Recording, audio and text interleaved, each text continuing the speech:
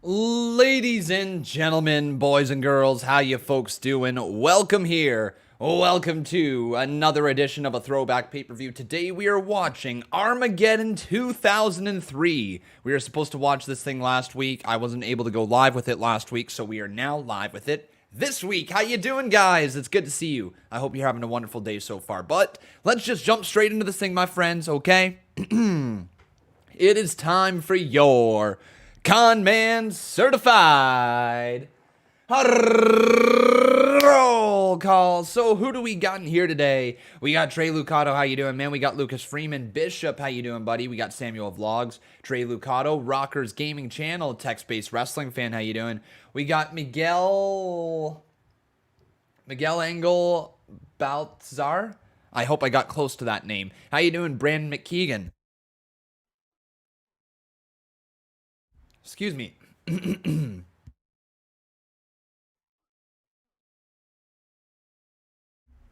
Goodness me. Got a little frog in my throat here, apparently. Phil McManus, how you doing, man? We got Anthony Dwyer up in here. We got J Money Jeff. We have Byron Knight. How you doing? We got Cubs fan in here as well. And we got, let's go with Anthony Dwyer. Ahmed Smiles, welcome to the stream. Gavin Mangus, how you doing, buddy? And let's give one final shout out to Cowboy 420. It's good to have everybody. All right, so now is the time. Pull it up on your WWE Network or Peacock Network, whatever you're going to be watching it on, and you're going to pull up Armageddon 2003. Here today, my friends, we are going to see a very interesting card. We got ourselves Rob Van Dam versus Randy Orton for the Intercontinental Championship with Mick Foley as a special guest referee. We have Chris Jericho and Christian taking on Lita and Trish Stratus. I didn't know this match ever happened. The Battle of the Sexes. So that goes down here tonight. Shawn Michaels versus Batista with Ric Flair.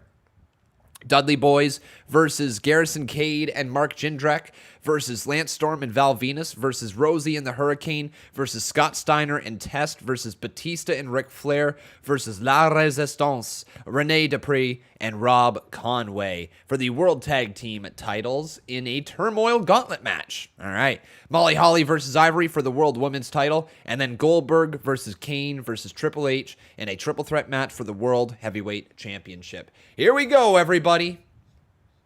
It's time to sync it up. So the time is going to be on the screen. You can see it right over there, the little countdown, and we're going to hit play together when I do the countdown. So are you ready, my friends? Here we go. We are going to be hitting play in 3, 2, 1, go.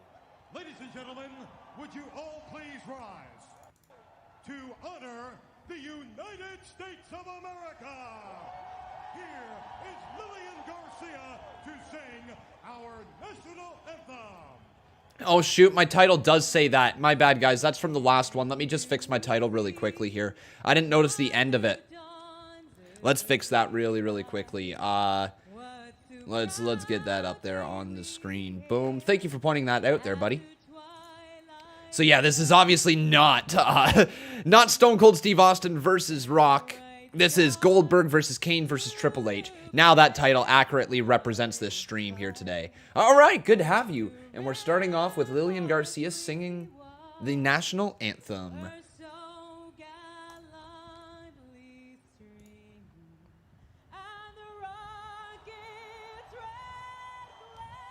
So, have you guys seen this pay-per-view before?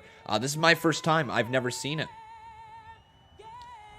How you doing, Shane the Gamer? Good to have you, buddy. Good to have Mr. Shane up in here. And I see Jason Dreamer. How you doing, man? On this lovely Tuesday. Shadow Redeemer says, I think so. All right. He thinks he's seen it. Some have seen it. All right. But I guess that's a good question here. Have you seen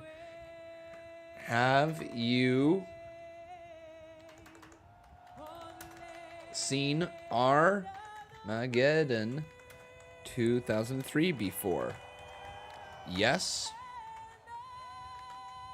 or no is the question I'll be asking you guys here today. What did you think about Monday Night Raw also last night? Did you see the wrestling review over on Wrestling Hub? But there we go. Get your votes in, my friends. Do either vote yes, vote no right here in the live chat. Cowboy 420 says, I'm old. I've seen everything. I'm young. I've got a lot to see, my man. But I can't wait to continue to view this stuff. Having people like you in the live chat to be able to correct me when I'm wrong, you know, when I got the wrong take on something or something like that.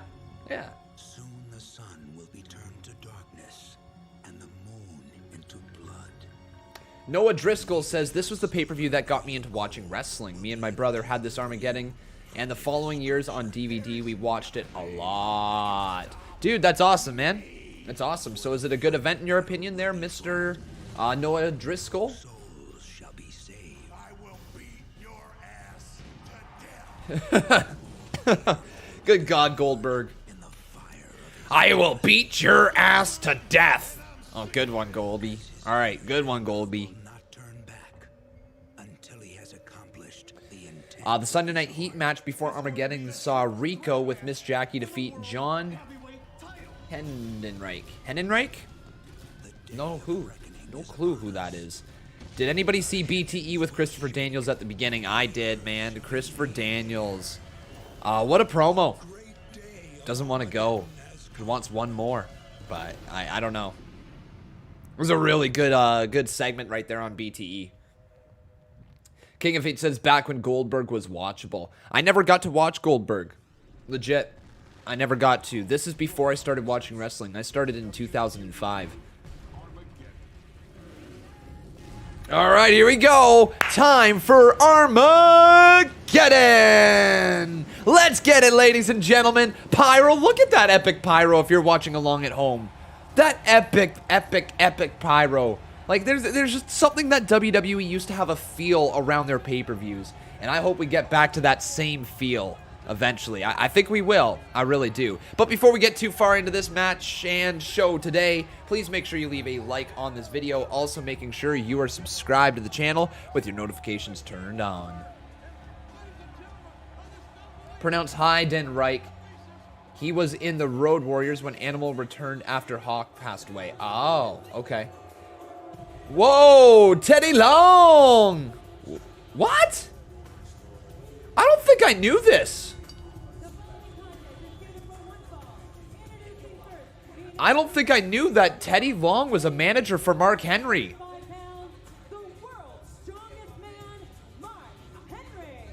What? Okay, question. Do I have the right card?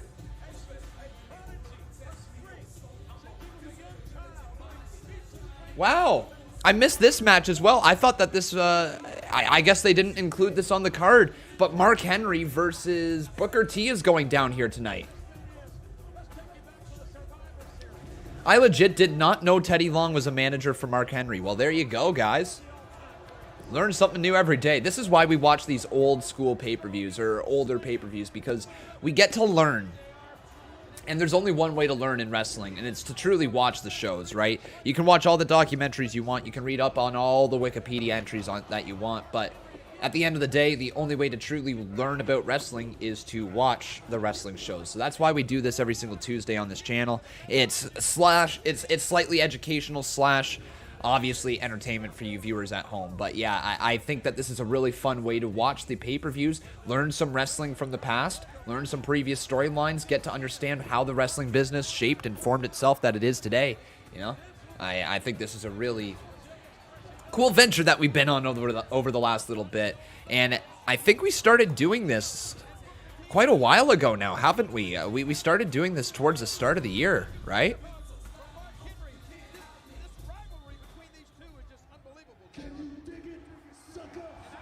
Can you dig it, sucker? It's Booker T.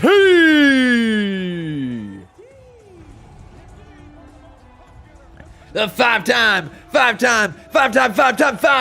world champion.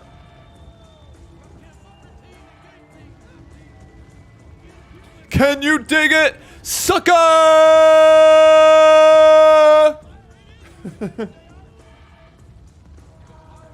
All right, I can't wait to see this match. Booker T was a very good performer back in the day. Very good performer. I don't know how this one goes.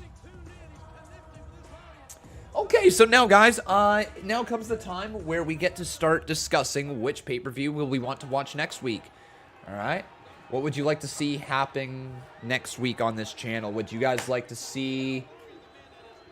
Goodness, like another Hell in a Cell, like, because we got Hell in a Cell coming up, so we could get into the Hell in a Cell vibe.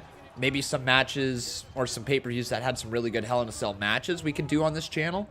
What would you guys like to see here? Maybe let's keep it in the Hell in a Cell theme. So anything that has a Hell in a Cell match on it is eligible for next week's show that we're going to be watching here. So what do you guys think? What would you like to see?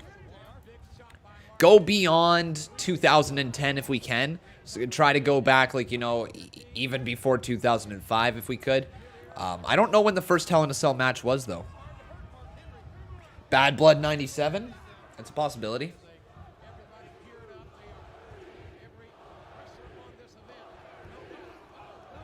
Oh, there's the Booker T chance as Booker T just gets sent out of the ring. STW Jack, thank you very much, my man. First donation of the day, dropping that dollar bomb. Appreciate it, buddy. Thank you.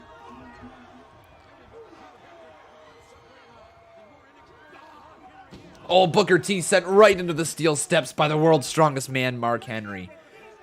Yeah, I guess Mark Henry's always been around. They tried many times to build him up as a big-time heel, didn't they? From the looks of it, they tried multiple times as the world's strongest man, but it wasn't until the Hall of Pain later in his career where he truly started coming through. What other ones would you guys like to see?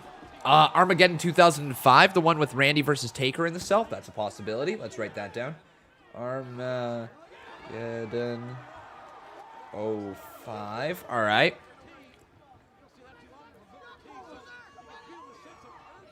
They succeeded in 2005 and 2006. Are you talking about Mark Henry being built up as a big-time heel? If they did he win a world championship? Uh-oh, Booker T all the way up. Booker T with a drop kick. Down goes Mark Henry. Into the cover. 2. Kick out.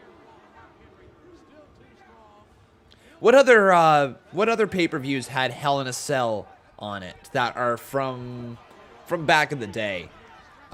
Some people saying first Hell in a Cell match was Undertaker versus Shawn Michaels at Bad Blood in your house, October 5th, 1997. There was one between Shawn Michaels and Triple H, correct? Which one was that? Which one is Shawn Michaels and Triple H?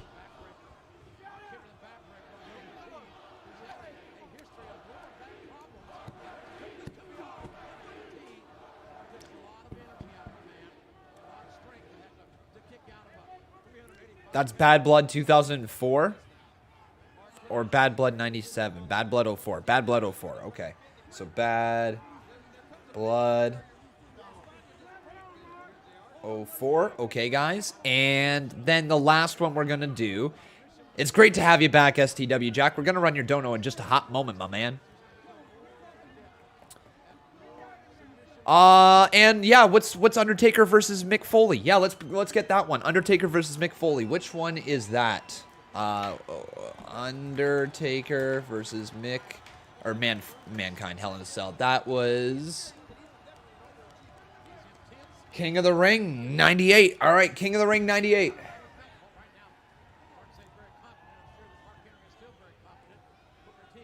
All right, we're going to do our poll now, my friends. As the world's strongest man, Mark Henry, is really decimating Booker T early on. Actually, this is closer to the midway point of this matchup, but really starting to decimate him, dropping that tree trunk-sized leg around the back of his neck. And now Mark Henry gonna charge straight after him, and oh my God! That's a lot of weight coming down on the back and neck of Booker. Damn.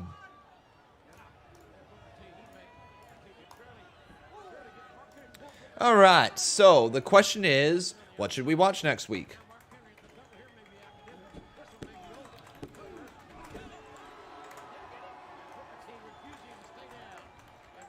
So Bad Blood 97.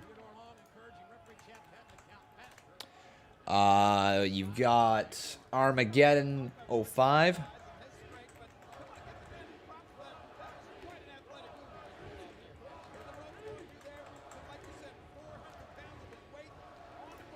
You have Bad Blood 04.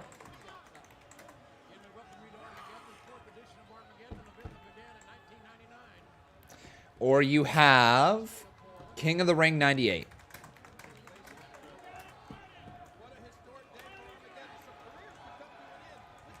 Here we go, guys. Get your votes in for what we're going to be watching next week. You got 4 options there. There you go.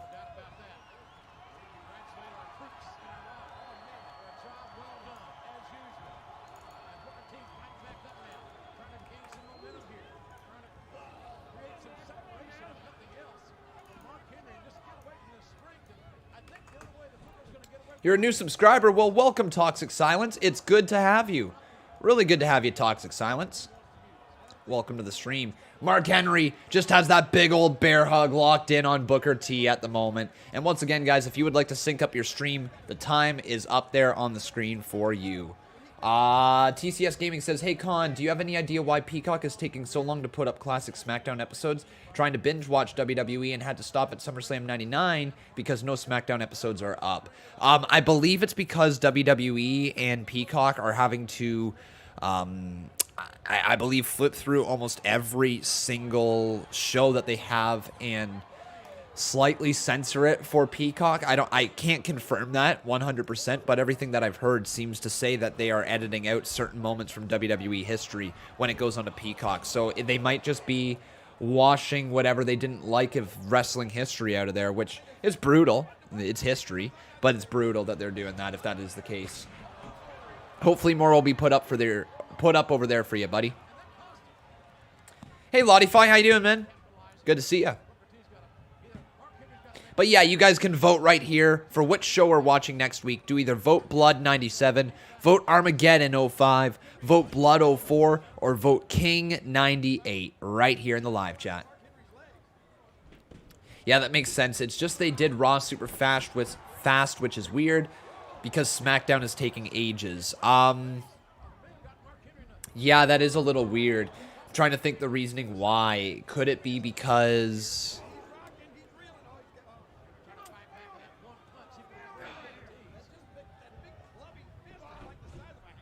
I don't know. I don't have an answer for you. I was going to say maybe because of Chris Benoit.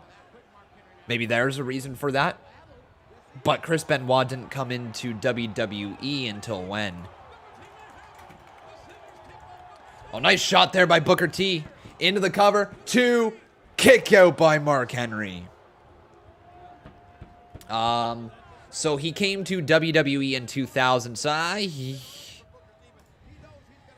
was he all on SmackDown? Is that where he spent most of his time?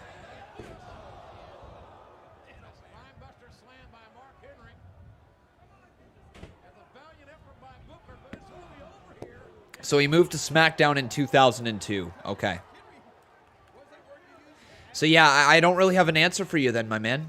Unfortunately, it doesn't really make a lot of sense why it's taking so long for them to get it up over there on Peacock. But hopefully it'll be up there pretty soon for you, my man. Sorry, I haven't been active as usual. I got my account banned, but today I got it back. I stopped by to say hello. I promise I'll be more active soon, though. No worries, my man. I'm glad to hear that you got your account back, Lottify.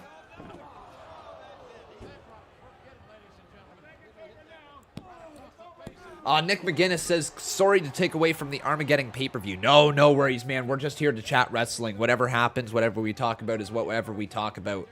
He says, I was just wondering if they finally gave or will give Bronson Reed the title tonight, or will they still keep it on Johnny? It's entirely possible they put the title on Bronson Reed. It feels like they're building it up to be a big change. I also see them keeping the title on Gargano because the way has been phenomenal.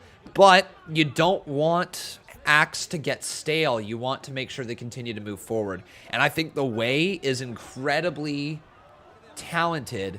And I think that the fact that the women's tag team titles were once on the way there, and the fact that the North American title is on the way right now, you know, they've got a lot of direction that they can go with their characters. So win or lose, Booker T wins.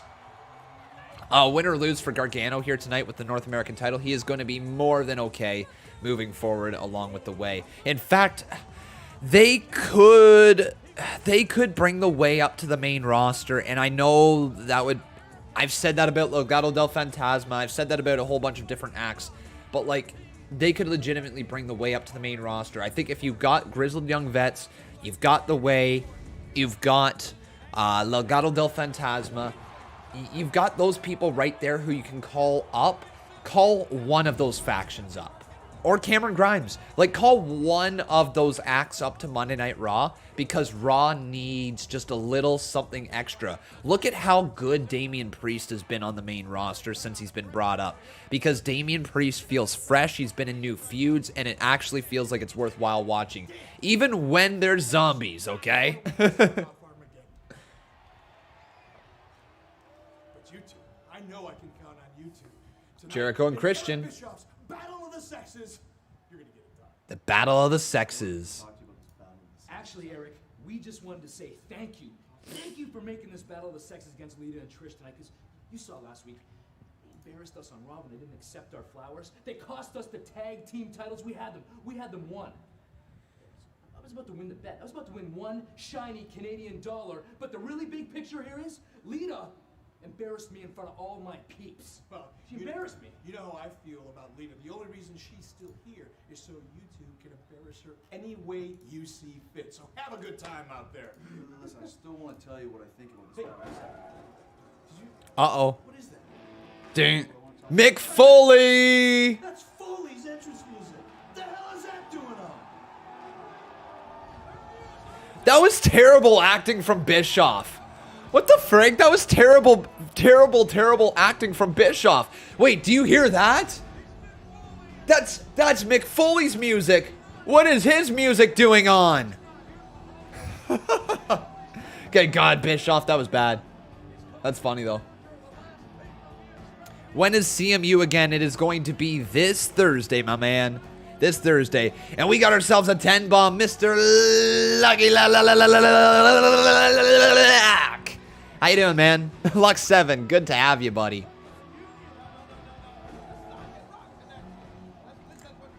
Thank you. Foley speaking.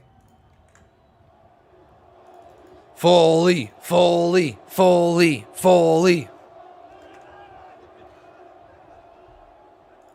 Thank you. Why did I just run the donation right there during a promo?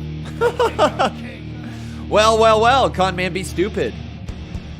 But I'm not in On your knees, dog. Orlando, Florida. All hail. Bow down to the Anand Kishore. How you doing, buddy? Welcome to the stream. Please don't spam. That would be greatly appreciated. You're going to get timed out by a moderator. I know you will. Probably by the time that my voice reaches your ears. All of you, some really What's one wrestler from the Attitude Era that you think would be better on today's era?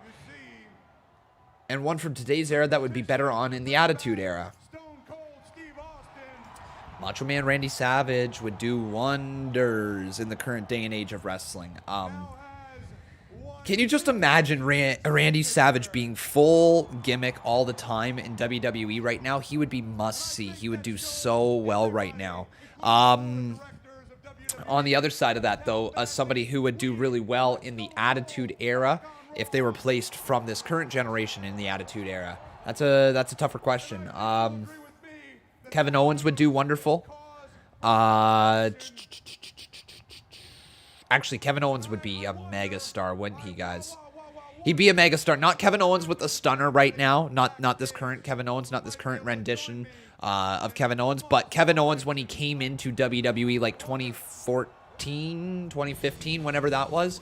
That Kevin Owens. The Kevin Owens who held on to the Universal title. That Kevin Owens, the most valuable, most versatile player inside of WWE. That Kevin Owens. Not just Mr. Stun everybody and just be there, right?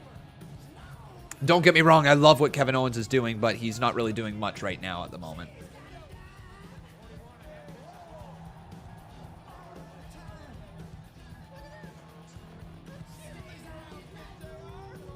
Is that Stacy Keibler? I think so, right? That's who that's supposed to be, Stacy Keibler or something like that? Who's the cheerleader? Another cartwheel. Another cartwheel.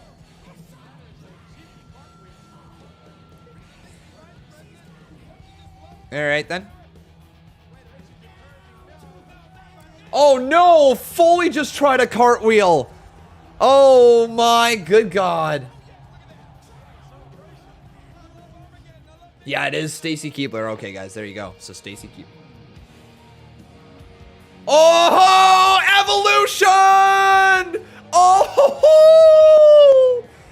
yes, baby. One of the best things about the early, like back in those days, back in what, 2003, 2002?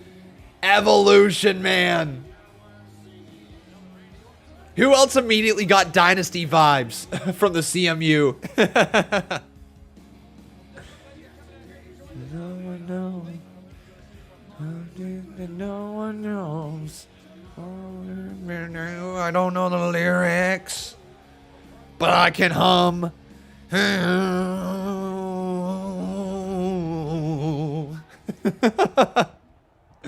Evolution is a mystery. You know it is. Orton's got a microphone. Mick. Hey, buddy, I just want to This is early Randy Orton as well.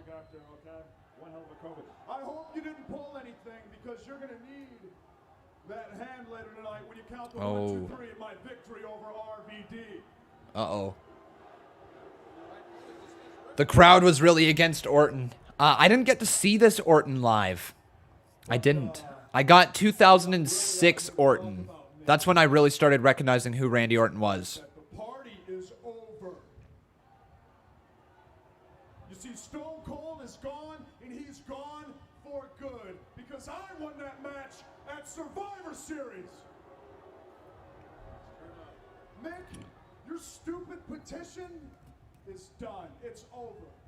You see, it is time for Randy Orton to collect what he can. Yo, I didn't get this before. MJF and Randy Orton, and they're like, this Randy Orton here and MJF, very similar. Very similar in their promo delivery. Different. I didn't think that's what they were, but I guess MJF definitely takes inspiration from Randy Orton early in his career. So if you want it so bad, I don't see any damn reason why we can't have that match right now. Mick Foley's the special guest referee. Remember, guys, make sure you vote for which one we're going to watch next week, okay? Blood 97, Armageddon 05, Blood 04, or King 98. Let's go! One of a kind! Hey, hey, hey. Hey, hey, hey. One of a kind! It's RVD! I actually got to see RVD live one time. I got to see him wrestle live once. I was in Orlando, Florida. I went to Universal Studios to the theme park that day, and TNA was having a taping for their TV show, and RVD got to wrestle. He came out the whole effing show, you know, like that theme song that he once had. A Rob Van Dam, the whole effing show. I got to come and see him during that time, which was pretty neat. Got to see him live in TNA, but that's the only time I got to see RVD wrestle alive. Other than that, it's just been stuff on TV. But I can say I got to see him wrestle live. I also got to see Mr. Anderson cut a promo live. The former Mr. Kennedy. Hall of Fame Rob Van Dam, you're right. Yeah, Hall of Fame RVD. But here, my friends, we got ourselves a new boss, and his name is Lux7, becoming an 8-time Boss Battle Champion.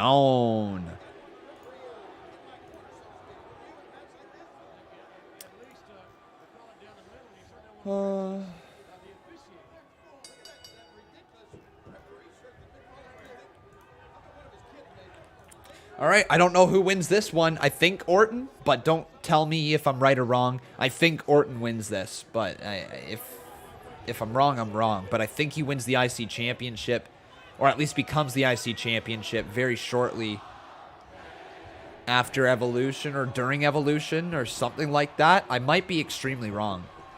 We will find out in just a few short minutes, won't we?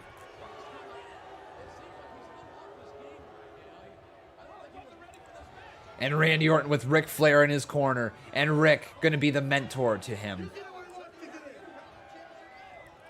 Man, I can't believe Ric Flair has been on TV this long. Like, here we are. We're watching an event from 2003, and just earlier in 2021, Ric Flair was on our TVs. Hell, Ric Flair had a big-time part in 2020. Big-time part. Got kicked in the head by Orton. Drove the ambulance away. In the ambulance match? Yeah. Lux7 says, these are awesome. They refresh the memories from back in the day. Dude, I love doing these too because I get to learn a lot about wrestling by watching these. And, you know, when I was sitting there and I was watching these old events by myself, I started watching them in 2020 there early on.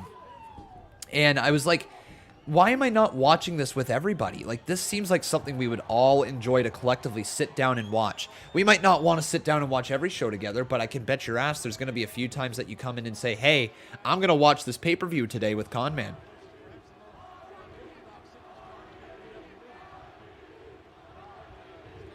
Yeah.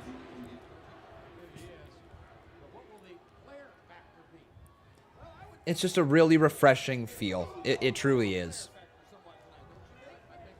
Would have loved to see Ric Flair making TV commercials now. Still working. We got the botching guy in here. How you doing, man? Oh, big spin kick there from RVD, and the whole effing show just dropped that. Mr. Steve Taylor. That better not happen. That better not be a thing. You're going to do exclamation coins for me right now, you jerk butt. You're going to do exclamation coins for Mr. Steve Taylor right now. You're going to do that right now, Mr. Steve Taylor. Come on, do it. Type it. Type it. Type it.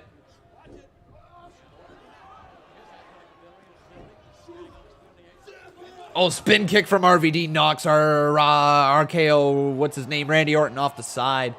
Don't think it will, actually. Well, you're right, it didn't. Okay. Okay, you're fine. You're fine, dude. But I was about to go all nuclear on your ass. I was about to be like breaking up the sound bits and everything. I was about to say, hey, dude, you better return those points or I'm going to introduce you to a man. Who's the man's name?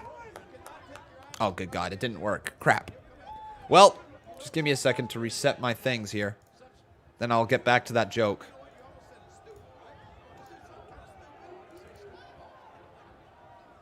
RVD throws Randy Orton back inside the ring.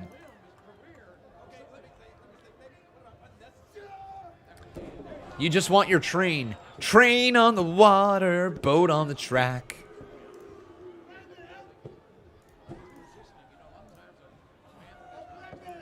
Okay, anyways, I was gonna say, my man. I was gonna say.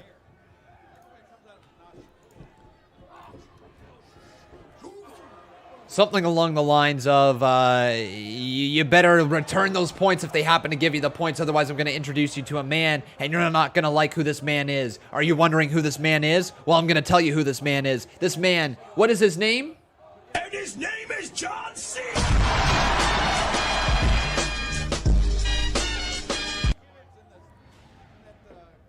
Did I enjoy the lucha last night? Good God. You jerk. Straight up jerk butt.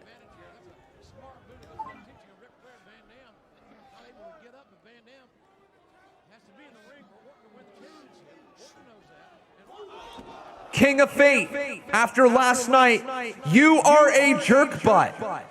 A jerk butt. Do you hear me? A jerk butt. Let me get even louder for you. A freaking jerk butt, Mr. King of Fate. A jerkity jerk, a jerk butt. That's you.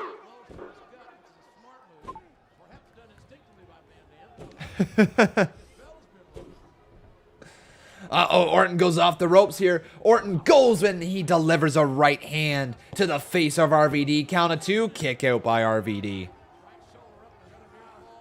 He says, I shall embrace being a jerk butt. Good, because you are. Oh, man.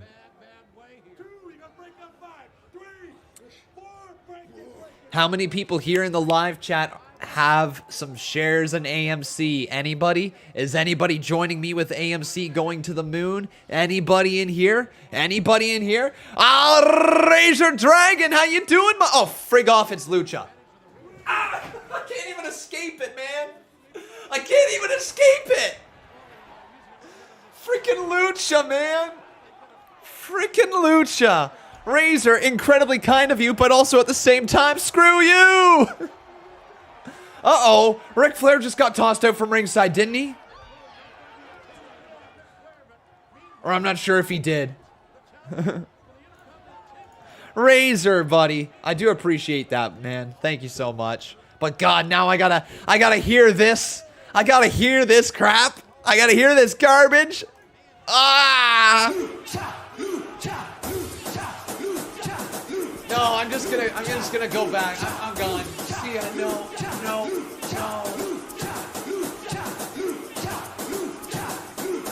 I'm gone. I'm gone.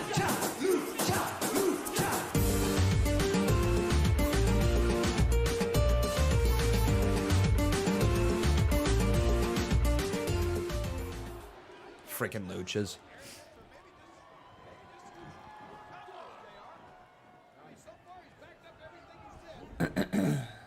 Stop with the pain. I know. The pain is real. The pain is real. Count of 2 kick out by RVD. And then RVD just gets hit with a big ass clothesline. Down he goes.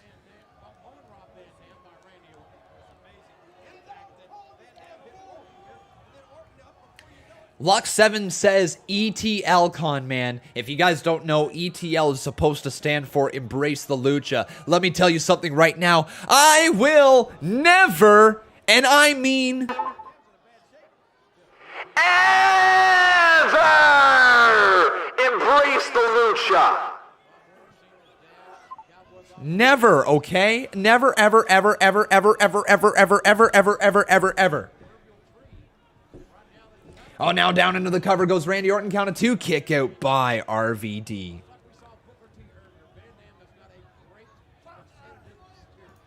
But seriously, though, Razor Dragon, I do appreciate that so much, my man. I hope you are doing well on this Tuesday afternoon. And with that, my friends, we've got ourselves a new boss, Razor Dragon. Becoming a one-time boss battle champion. Let me double check that. I think so.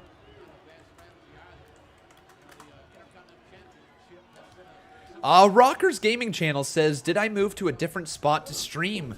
I actually moved completely. Me and Becca, we moved into our first full home ever together. We're still renting it. The market is too expensive to buy in right now, so we're still renting, but this is our first ever full entire home together. We don't have anybody living in the basement. We don't have any roommates. We don't have anything like that. It's our first full home together. It's so nice not having to worry about other people. It's so nice having different rooms to go to. I absolutely love this place, guys. I'm so happy being here. Like, my happiness, my mental health has improved tenfold since moving from the last place. My ability to work is not going to be a hindrance to my life anymore. I'm not necessarily worried about how loud I am. I'm not necessarily worried about the hours that I'm working at anymore because I can. This is just, it's the best thing that could have happened. I'm so relieved to be out of that last place. I'm so relieved to be in this new area.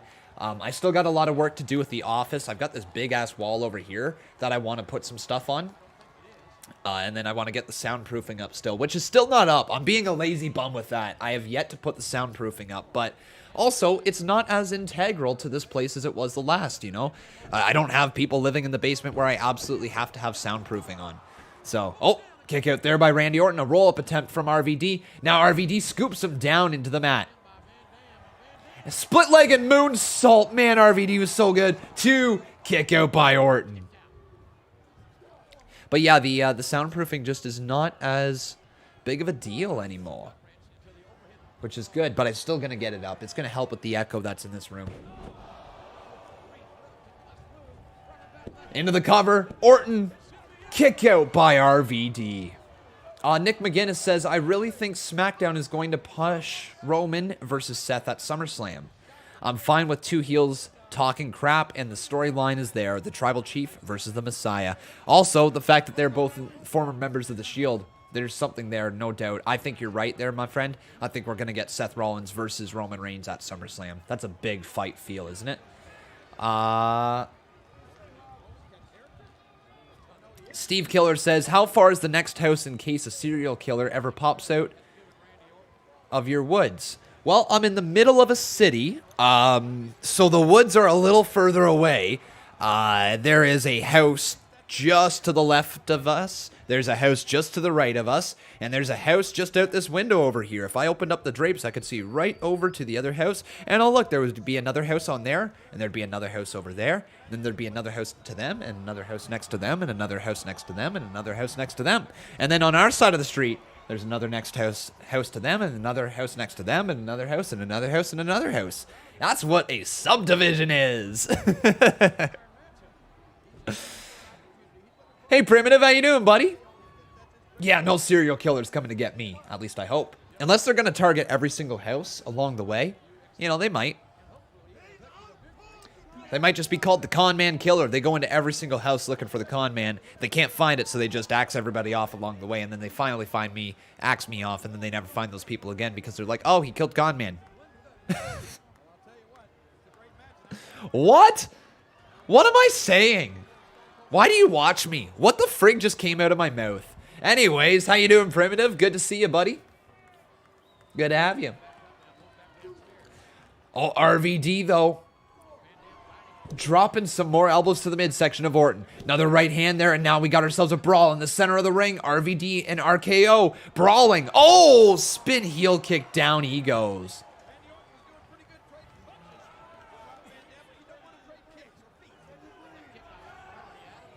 I'm good. It's hot AF in Arizona. I'm about to be a hippie and swim in the river. Well, nice, man. Nothing wrong with that. Nothing wrong with going with a little dip. Dip, dip. What WWE event do you think they should bring back? Geez, guys, just take a look at the list right here. Bad Blood, Armageddon, King of the Ring. Those three right there, absolutely. Any of these three, they should bring back. The King of the Ring should be a pay-per-view. The fans want to see it. You know what I'd also love to see? A new tournament. A new tournament from WWE. Thinking outside of the box.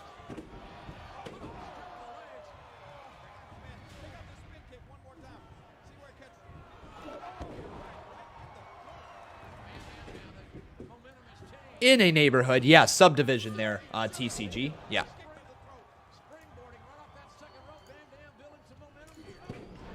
Hey, thank you, though, everybody, for helping me reach that donation bar. Let's reset that goal. Are you ready? Are you ready when we reset the goal? You know what we need? We need ourselves a little horn. Here we go. Thank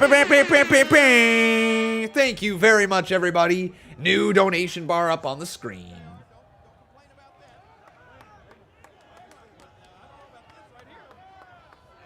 They should do Queen of the Ring? Yes.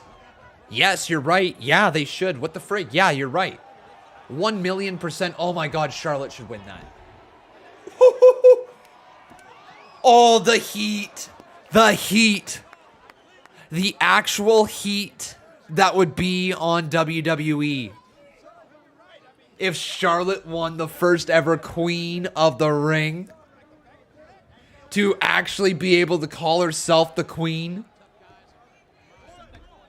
Ooh, that'd be good. That'd be very good. Razor Dragon says, what if WWE did a tournament similar to the G1 Climax and the winner gets a title shot at SummerSlam? Beautiful. Love it. Great idea. Just WWE, they need tournaments again. I do believe tournaments work out so well. They make every match have some meaning, right? Speaking of, I was going to do a tournament inside of the CMU before Con Mania there, and I just haven't got around to it. So we will have a tournament coming up in the CMU fairly shortly, I think. I think we might begin the build to it after Backlash. After the CMU Backlash, which is going to be this week. Into the cover, count of two. Orton can't get the win. RVD kicks out. I also have 3 more matches to record in the CMU still. 3 more. So hopefully I'm going to be able to get everything done before Thursday.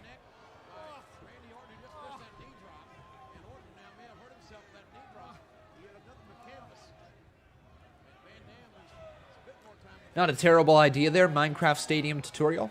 Not a terrible idea. Kakapopo says, imagine if Andrade was still in WWE. He would win King of the Ring and Charlotte would win Queen of the Ring. Maybe they would do that. I don't know if WWE would have had Andrade win King of the Ring, but he certainly could have benefited from it. King Andrade. Yeah, it's kind of cool.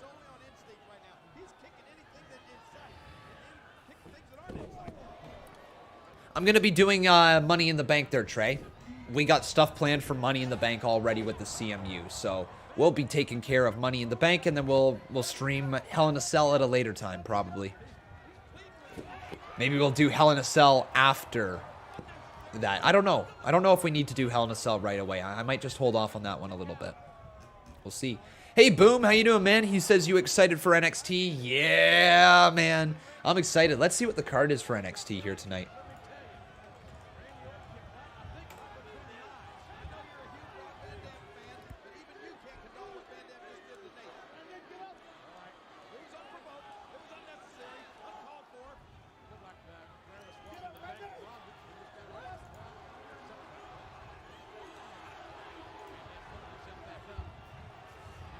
What is going on with NXT? What the frig?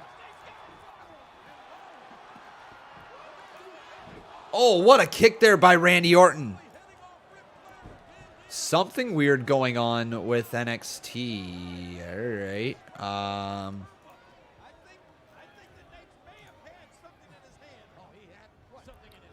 Yeah, that's weird.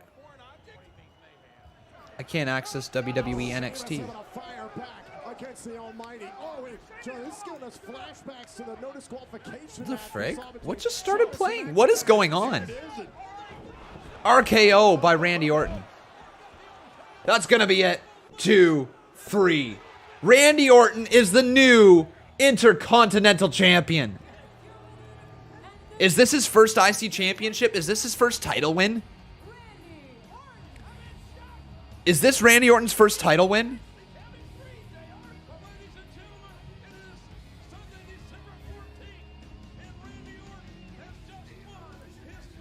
It's your boy, Deontay Mitchell. Congratulations, dude. You just graduated from NYU. You're officially grown. Congratulations, buddy. What an amazing moment for you. Yeah, this was Orton's first title. Damn. There we go.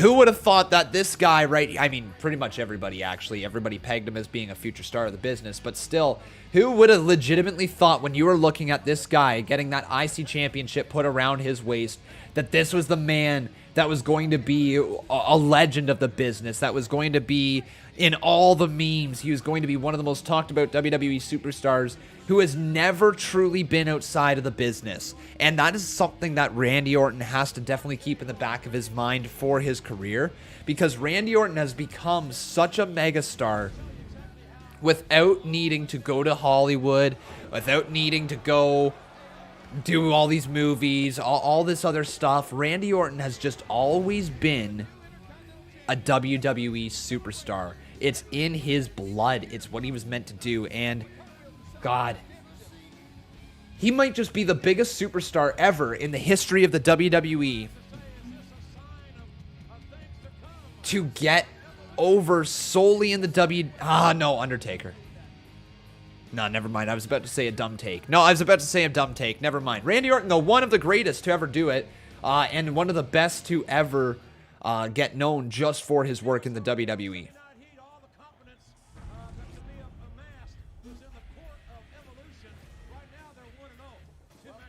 How do you feel about The Miz? This is his first big injury. He's out 9 months with a torn ACL, I believe. Good God, that sucks. Miz has been throughout his entire career without getting injured, and now he's hurt during a zombie match. nonetheless.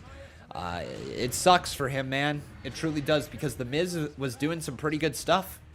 But I think it's going to be a blessing in disguise, okay?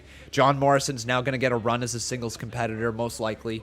And then Miz will probably come back, and we can have a feud between Miz and Morrison down the line. Hi, I'm Jericho. Hi. I thought you could use some company. Oh, thanks so much. I'll keep that. Thank you. Seriously, like, what is going on between the two of you? I don't know. I'm going to watch the promo leading up to this. You guys should too. I don't think I've ever felt like this before. I can't stop thinking about you. Night and day. Jericho and Trish had a love interest? I don't think I knew that. No matter what I do. I don't want that to stop.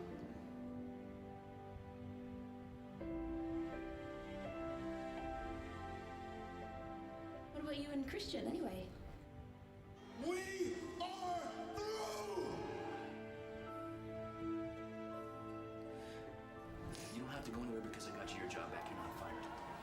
I used the favor that Eric Bischoff gave me to get you your job back. For me? You did. Yeah, it's no big deal. Thank you. Thank you.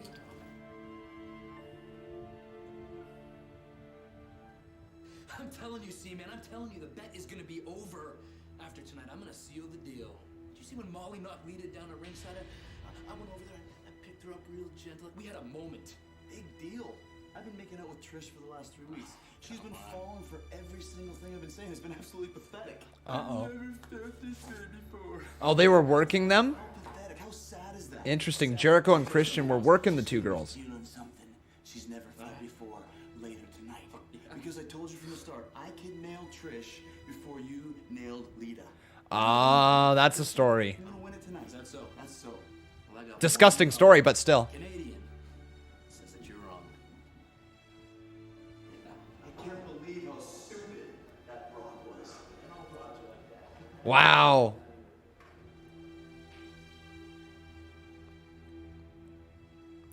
Well, that's definitely quite the story. There's a lot of rumors flying around that you two are mad at Did you guys like the story back in the day? I've never heard of it before. But look at your faces. I mean, what did we do to you guys that would make you feel this way? Okay. You're mad at us because of that bet? It was just a joke. I mean, come on, Trish. You know the chemistry that we have. And Lita. It's just a joke, he says. Survivor Series favor so you could keep your job. You know the real us. Trish, I'm begging you to please accept my apology. Trish, please. No, Trish not gonna accept it. Let anybody ever accept my apology. Oh, and then Trish slapped Jericho. Oh, and then Lita using the roses after Christian. We have a bet to see who's gonna get lucky first. You're damn right it was a real bet, and I was just about to close the deal with Lita. I can't believe this. You gotta do something about this, Eric. And Armageddon. Tag team matchup is going to see Christian teaming with Chris Jericho. Their opponents are going to be Lita and her partner Trish. In Eric Bischoff's Battle of the Sexes at Armageddon. Eric Bischoff's Battle of the Sexes at Armageddon.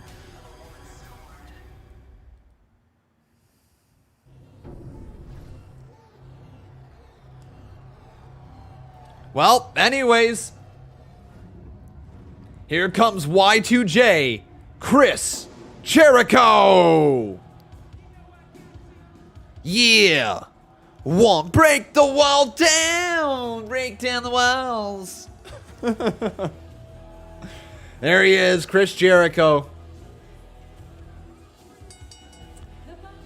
Yeah, he was getting himself over as a slimy heel, no doubt about it. Introducing first, from Winnipeg, Manitoba, Canada, weighing in at 230 pounds, Chris Jericho.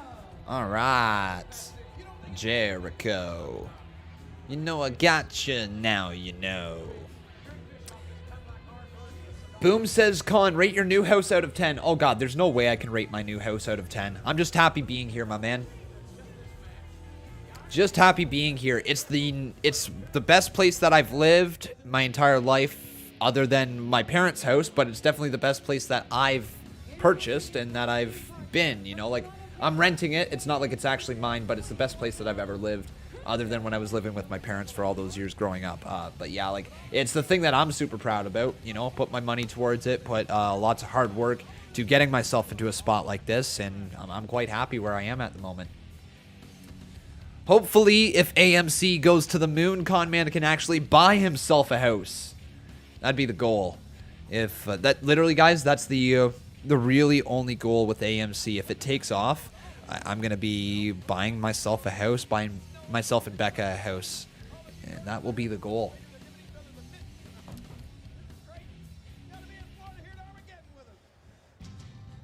All right, here comes Lita and Trish Stratus. Together or gonna be separate entrances? Yeah, separate entrances. Okay, cool.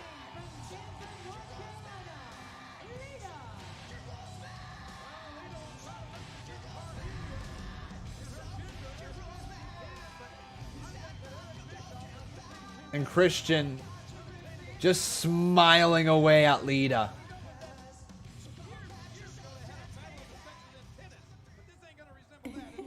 And here comes Trish. Oh! Looks like Trish was a little more pissed off than Lita. Yeah, there's no doubt about it. Trish was definitely the more heartbroken of the two, or the more upset of the two. After what Chris Jericho did to her, can you blame her? All right, battle of the sexes. Here we go. Which Jericho theme is your favorite? Break the Walls Down or Judas? Probably Break the Walls Down. Judas I like as a song. You know, I actually enjoyed the song before he used it as his theme song. But it's just because of the singing along that it's kind of cool live. Other than that, it's actually kind of a bland, meh, okay, whatever entrance theme song. It's just because everybody's so into it. Makes it very good. Jericho trying to explain his way out of this one.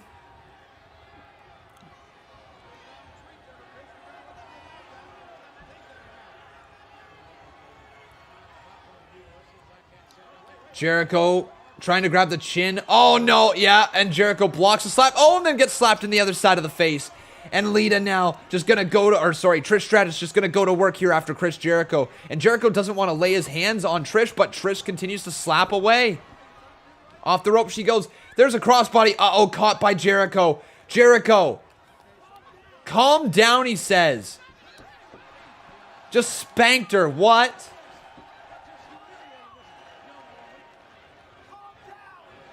Says calm down.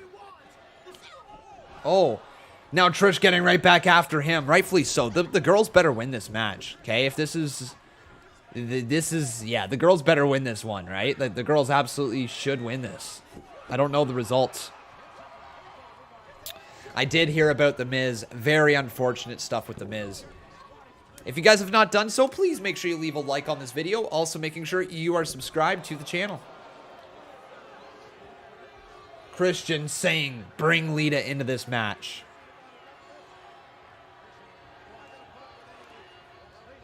Lita's been tagged in.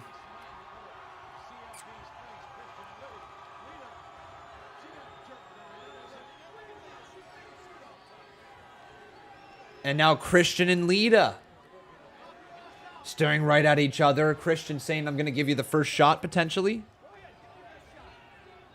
Give me your best shot, he says.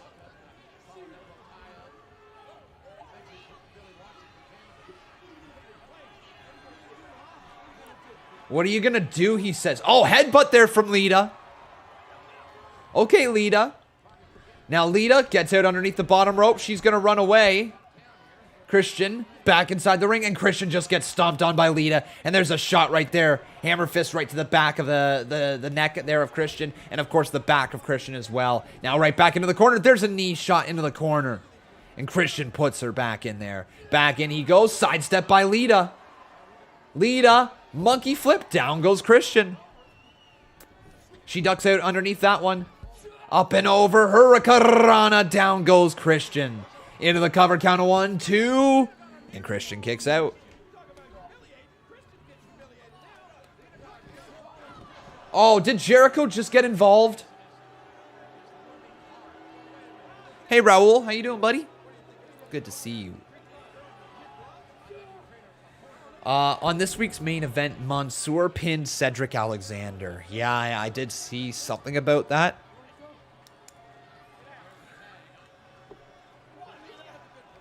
Yeah. Saw something about that. That's... I told you guys, what did I say? Cedric Alexander was going to fall so far down the card. What did I say? Conman was right. And I hate sometimes being right. Jericho just standing on the hair of Lita and then wrenching up on her.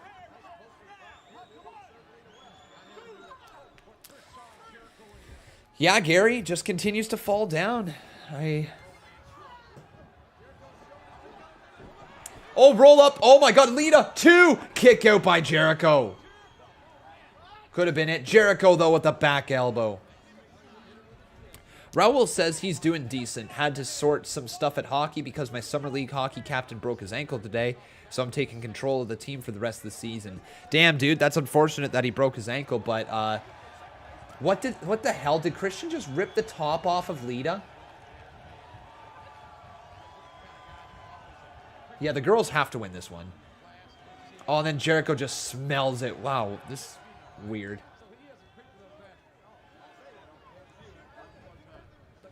But yeah, like that's awesome that you're going to be the team captain for a little bit there, buddy. Oh, Lita with a low blow. Lita with a low blow to Christian. He had that coming. No doubt in my mind that Christian had that coming, and Lita's going to try to tag in Trish Stratus. King Ghostface says they treated women like pigs back then. It's a little disgusting to... no, not just a little. It's very disgusting to watch. Hang on, that's an illegal tag. That's an illegal tag that Trish just made. Your foot's not allowed to touch the bottom rope when you're making a tag. Actually, your feet aren't allowed to touch the ropes at all when making a tag, but still. Oh, there's the chick kick. Trish Stratus going for Stratusfaction. Oh.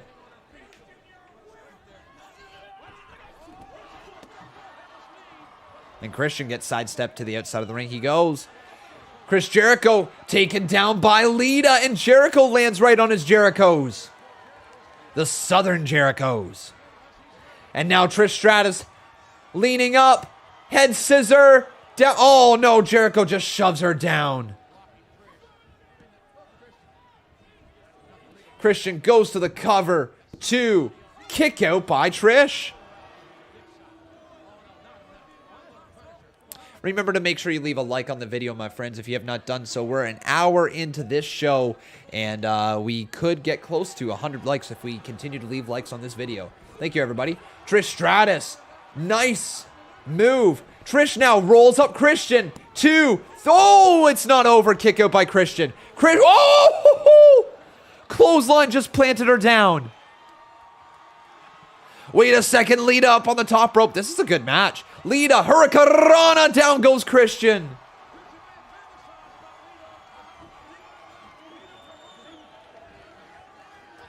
Oh, Lita dragged out of the ring by Chris Jericho. Jericho shoves her into the barricade. She was... wow, what a bump. Lita sold that one, didn't she?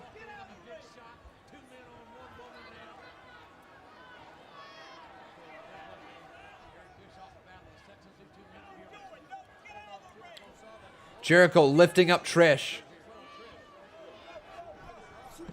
Roll up 2.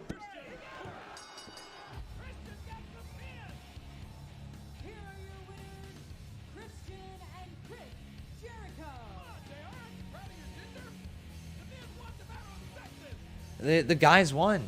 Wow, what the actual fuck?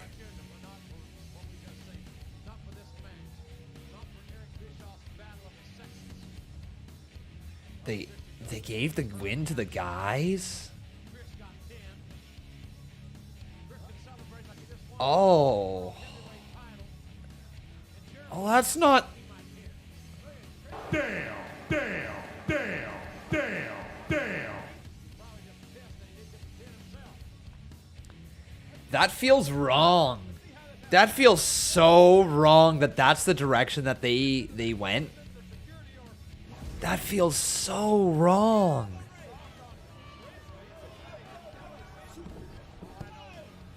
Not angry, but like, I mean, it's 2003. There's no reason to be angry, right, guys? Like, first and foremost, I can't be angry at something that happened before I even started watching wrestling. So first and foremost, I'm definitely not angry, but that feels wrong.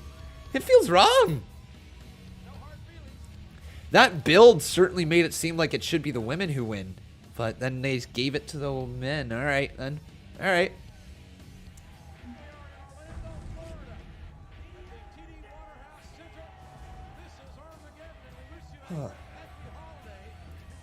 So by the looks of it, guys, it looks like we're going to be watching King of the Ring 1998 next week. I'm very excited to watch that with you.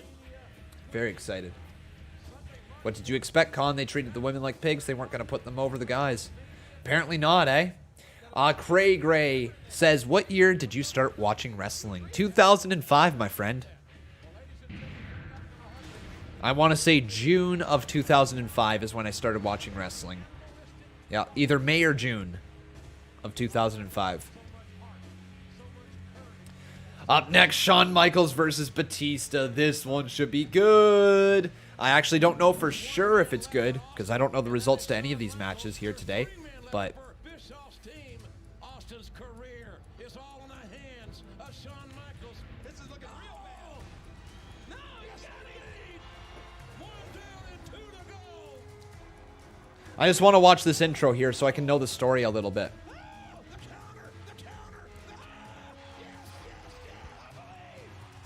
And we're down to Shawn Michaels and Randy Orton. No! Orton turned across body Michaels.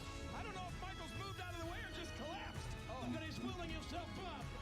He's one kick away. So this is when Shawn Michaels... Oh, Bischoff caught him from behind. Stone Cold then got in, went right after Eric Bischoff. Then Stone Cold hit the stunner on Orton. This is at Survivor Series. And then he went right back after Eric Bischoff again.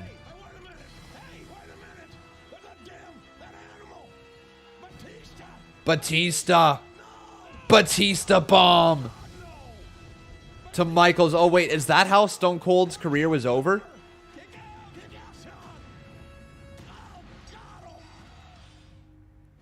Shawn Michaels did everything a human being could do. And thanks to Batista, Stone Cold Steve Austin's Shawn Michaels says, I'm sorry. is over. And Stone Cold Steve Austin's career is over. I didn't know that's how they ended his career. One thing that brought just a little bit of peace to the Stone Cold heart. You took that away from me. No. Stop right there. I didn't get beat in the middle of the ring. Eric Bischoff didn't force Stone Cold Steve Austin out of this business. Shawn Michaels did. Look in the mirror. Because the man you'll be looking at is the man that you have to blame. I looked in the Wow. mirror. The man staring back at me had a clear conscience. I gave the fight of my life at Survivor Series. If it wasn't for you and Evolution, Stone Cold Steve Austin would be here. This is a good video package. It's a very good video package. 100% right. You didn't cost Austin his job. I did. When I powerbombed your ass straight to hell. Hey, just come on down, you jacked up Nimrod. Let's finish it. Jacked up Nimrod. Batista versus Shawn Michaels. Damn, that is one hell of a great idea. My God, what an Armageddon. Batista and Shawn Michaels. Batista is a very special. Yeah, so this is cool seeing the actual like early days of Batista and Randy Orton. This is really cool to see. Obviously, you know, I've said it many times, I started watching wrestling in 2005, and so I didn't get to see all of the build to the big stars. I just got the big stars, right? I didn't get the build up the card. I just got them already as big stars.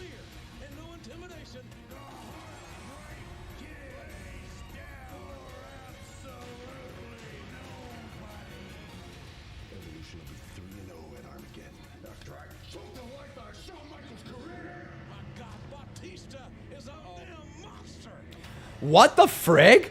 Oh my god, they had Batista choke Shawn Michaels and blood came out of his mouth. Wow. WWE used to be really vicious, didn't it? Used to be really vicious looking. Think I'm cute. I know I'm sexy. I got the looks that drives the girls wild. I got the moves. Move them.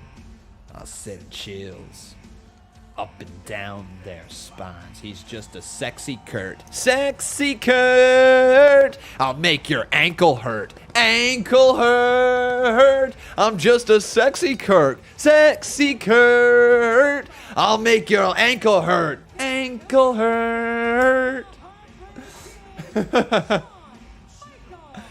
Oh, there you go. It's Shawn Michaels, though. It's not Kurt Angle.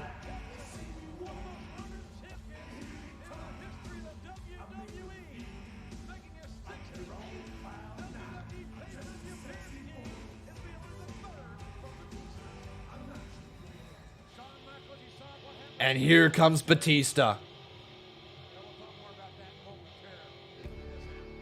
And being accompanied by the Nature Boy, Ric Flair, from Washington, D.C., weighing in at 318 pounds, Batista.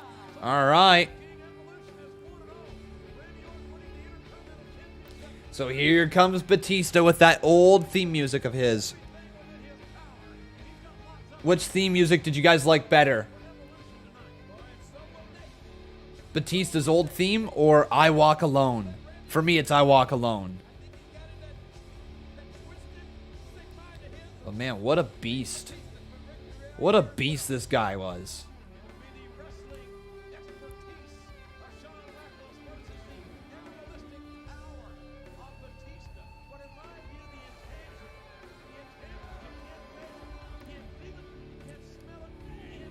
Make sure you guys leave that like on this video. Here comes Dave Batista, one-on-one going against Shawn Michaels.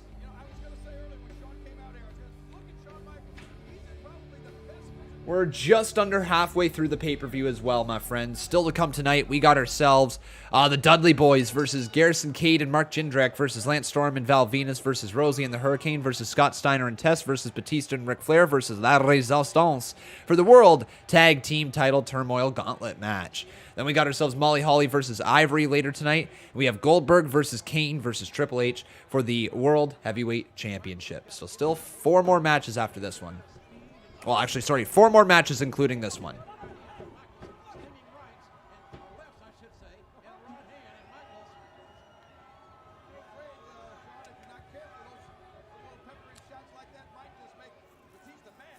Man, what a beast Batista was. Legit.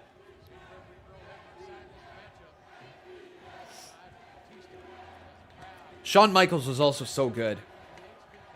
So very good.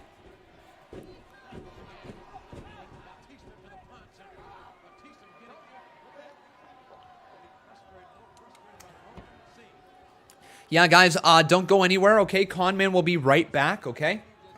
I will be right back. I just got to get some more water. I'm completely out and I'm really thirsty, so give me a second here. I will be right back.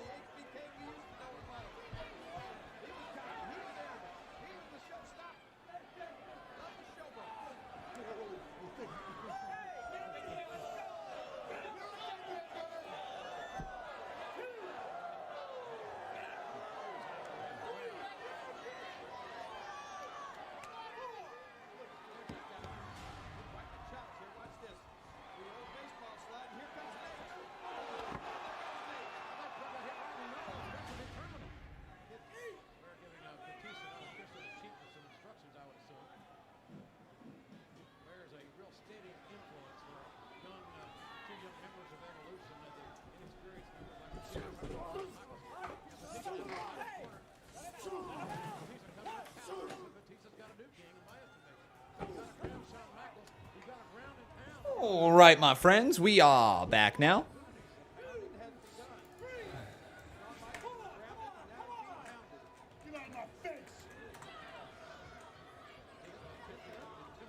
Cool, we back.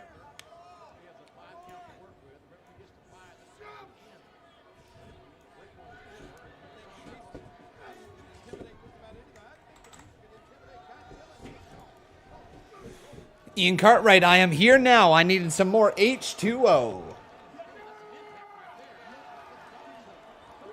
I needed some of that H2O, my friends. Now Batista's going to go down to the cover. Count of 2. Kick out by Shawn Michaels. H2O is important.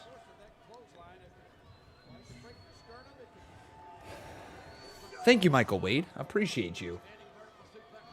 Now Batista hits a stalling suplex there down to Shawn Michaels, and Michaels in a lot of trouble. Count of 2, but a kick out by the Heartbreak Kid, and he stays alive in this matchup. Oh, baby.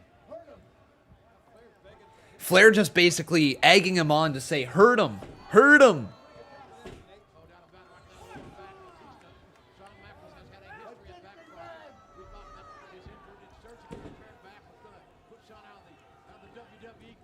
Man, Ric Flair's hair was so stringy. J Money Jeff says, Con, what happened with peppermint tea? Nothing, man. Nothing happened. I think it's because it's getting warmer weather out now. I'm not feeling as chilly all the way through. I still like peppermint tea. Like, I don't have any today, but like I still like it. I just haven't really been drinking it as much.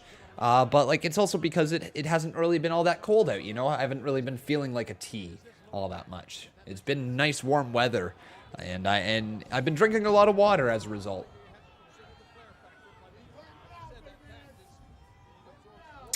Oh, very exciting news, guys. Very exciting news. I finally have a date for my vaccine. Got it booked this morning, June 12th. June 12th. I've got my vaccine. So yeah, June 12th, Saturday, June 12th. I think Impact Wrestling has a pay-per-view on that day. Let me check what it is. Impact Wrestling pay-per-view. Impact Wrestling pay-per-view.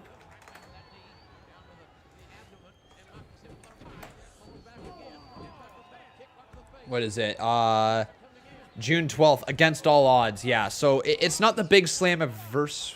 July 17th, right? Hang on, one sec.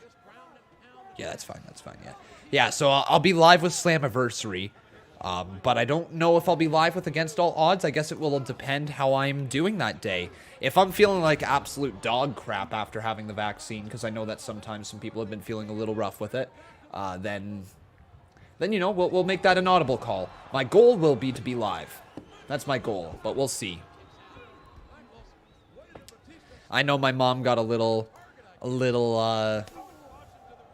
almost like a little bit of a flu from it. Just not quite, but almost like a 24-hour flu from it. And then my sister said she had a headache a little bit from it. And Becca said her arm was mostly sore. That was the only thing that Becca said. But yeah, and my dad really didn't have much other than a headache as well. So yeah, I think...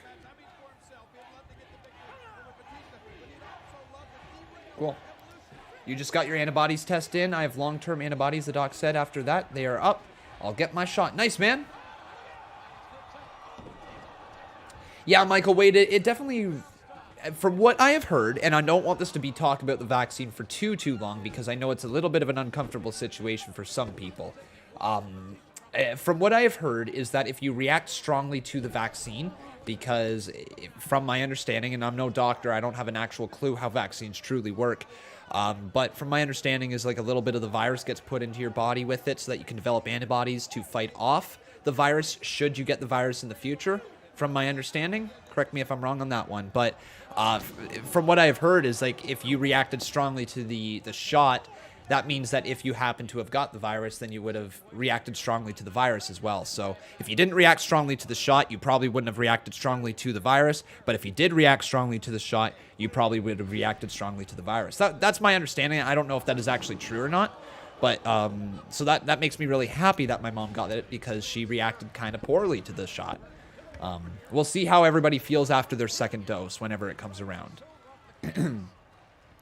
We have a long wait between our second doses. My second dose is going to be on October 2nd, I believe. Yeah, my second dose isn't until October this year, so I'm still a ways away from being all in the clear with it. Probably not going to be able to travel this year again. Yeah.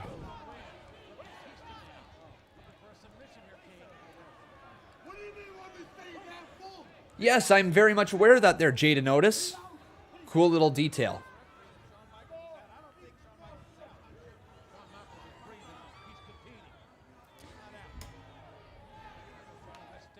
Your second dose is in June. Sweet. Inject a spike protein that gives you immunity and antibodies. So instead of getting the full COVID DNA sequence, you just get the spike and it provides immunity. Awesome. Well, there we go. I was pretty close, right? Pretty close? Pretty close. Not bad for doing no research on my end. Raul says, I still haven't had my first jab. Oh, gotcha.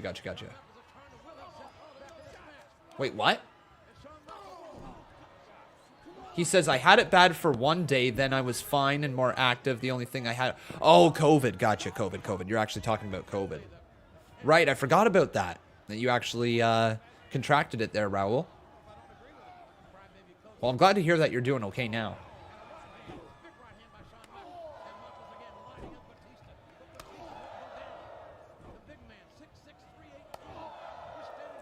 That'd be Samuel. But, yeah, I don't mean for this to be just COVID talk. That's not my goal here. I know that not everybody wants to talk about it, so I think we will move past it at this point, but it's good to hear that everybody who wants to get it is starting to be able to get it. Really good to hear.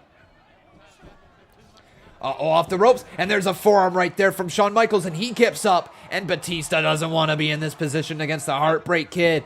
There's that atomic drop from Shawn Michaels, lining up the chop, and Batista eats that one. Shawn Mike. Oh, wait, Batista grabbing him by the throat. Batista, is he going to choke him out? That's an illegal choke, Mr. Referee. Lifts him up. Batista gets hit with a DDT courtesy of Shawn Michaels.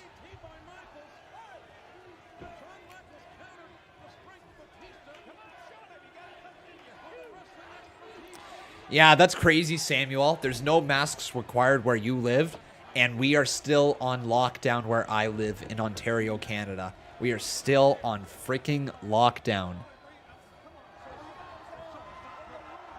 Yep.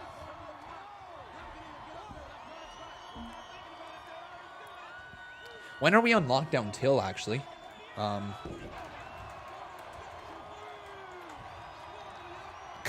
I typed in Ontario, and the first thing that popped up was Ontario lockdown end date. You don't think people want to be out of this, do you? So it's been extended until June 2nd at this point. Yeah, we just keep getting extended every single 2 weeks. That's what happens with us. Uh-oh. 4. Tuning up the band. 6, 7. Super... Uh-oh. No super kick, just a spine buster from Batista.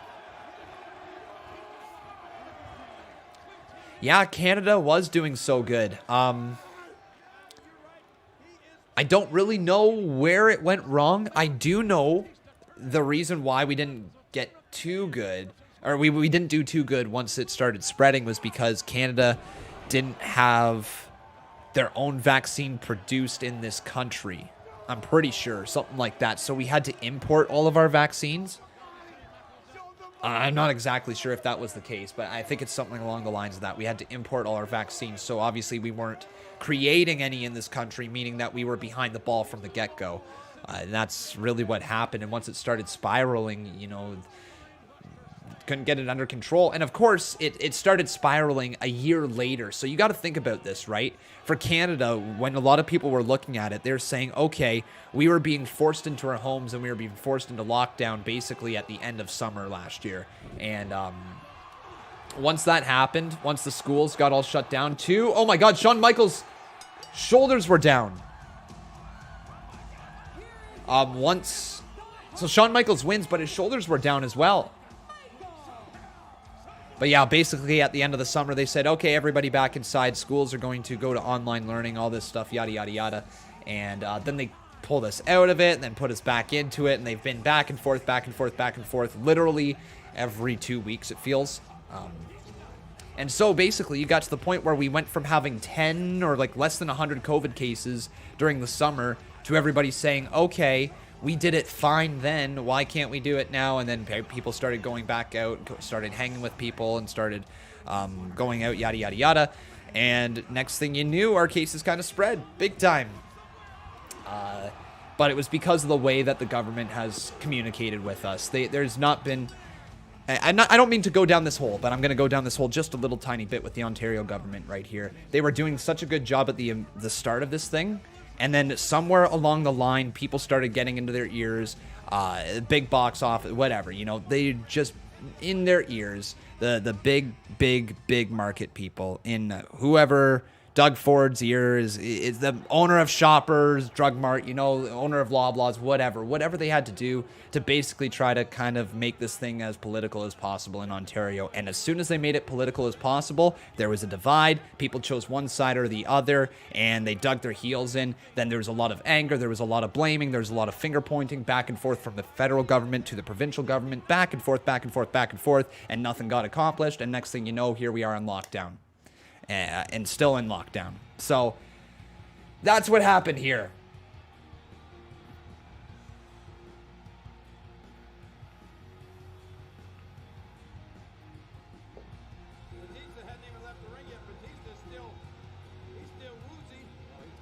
Who is this guy coming out? Oh, right. They're going to get into the tag team turmoil match, aren't they?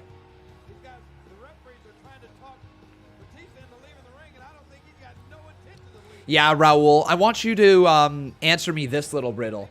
How does it make any sense that Costco can have over 1,000 people in their store?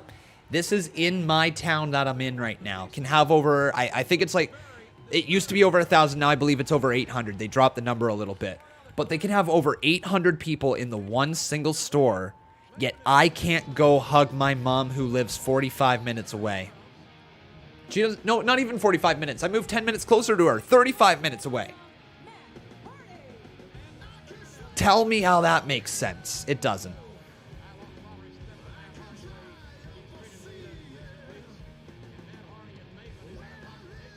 Oh, here comes Matt Hardy. And Matt Hardy is beating up this dude. What match is this? Matt Hardy...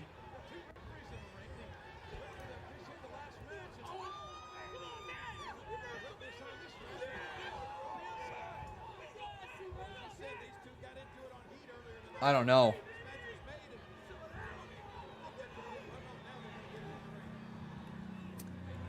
Who is this guy that Matt Hardy just threw into the ring with Batista? Oh, it doesn't matter. Batista just clubbed him down. Maven? Is that his name? Maven. Yeah, Maven. Okay. I've never heard of Maven. Who is he? It's Matt Hardy V1. My bad, dude. My bad. Maven. So he co-won the inaugural season of Tough Enough alongside Nydia Gennard. I don't even know how to pronounce that name. He became a 3-time WWF Hardcore Champion. So really not much. He was a co-winner of the inaugural Tough Enough. That's really his claim to fame in wrestling. Okay.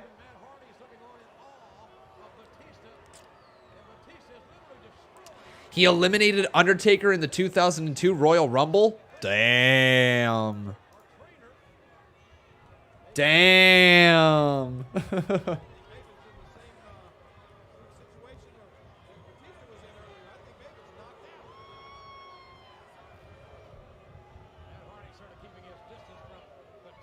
That's awesome news, Raul. Things are getting back, aren't they? You know, like, at the bare minimum, guys, we can sit here and say... and you know what? No, I can't sit here and say, because I don't know everybody's situation. I hope everybody is able to sit there and say that they got through this without losing a loved one. If you did happen to lose a loved one, I am so sorry for your loss. that must be absolutely dreadful, especially during a time when there was so much controversy, back and forth, people saying one thing or another, and I couldn't imagine losing a loved one during this. I was one of the fortunate few.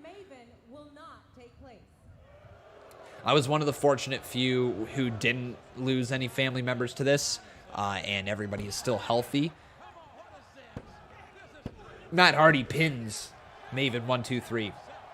But yeah, I was very lucky in that sense, and I hope you guys were as well. And if you were lucky, remember to love your hugged ones, to hug your loved ones when you get the opportunity. I know I will be hugging my mom, my dad, my grandparents as tight as I can the moment that I can.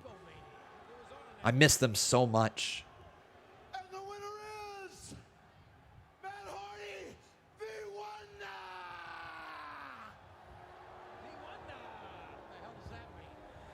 I'm so sorry to hear that, King of Fate. I'm so sorry, buddy.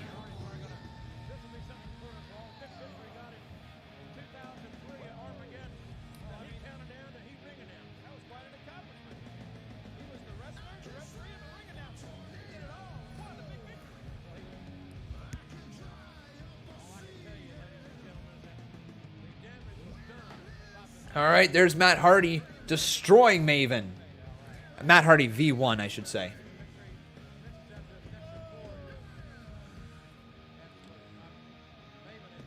Yeah, I can see why people got behind Matt Hardy there.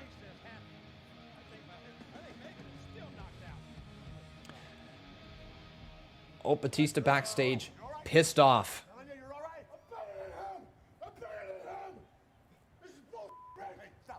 Oh.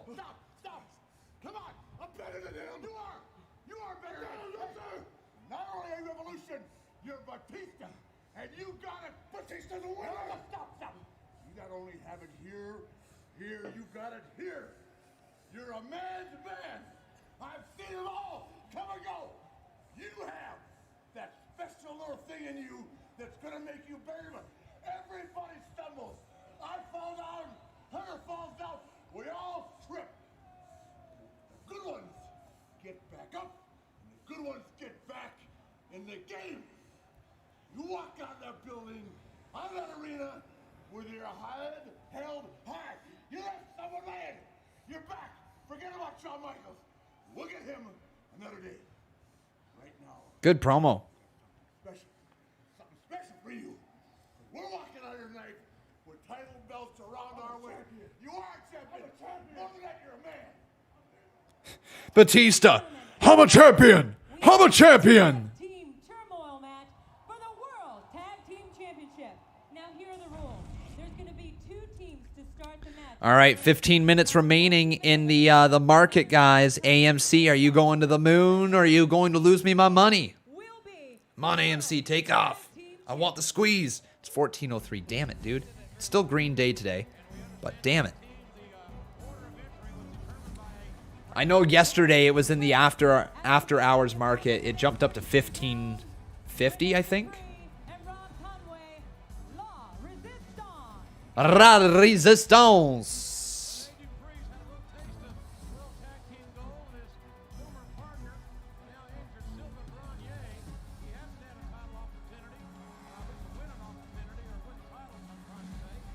Great advice from Ric Flair. Damn right it was, man. Great advice. Why do I have to... Stand back. There's a hurricane coming through. Stand back. There's a hurricane coming through. All right, we're going to get Rosey and Hurricane. Yeah. All right. Rosey and the Hurricane.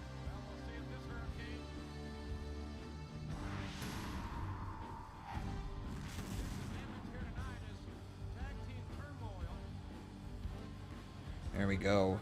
Is Conman up any money today in the stock market? You know he wants to get that AMC squeeze. Ooh.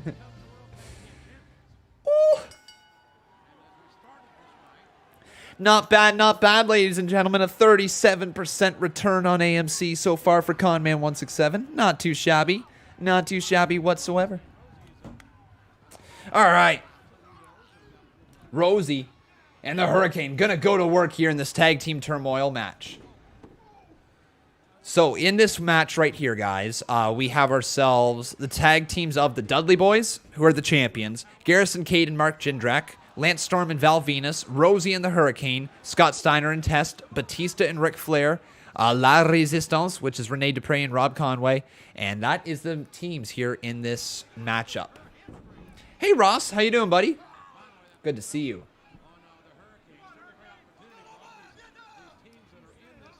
Wait, was it this pay-per-view or a different 2003 pay-per-view that Hurricane and Rosey won?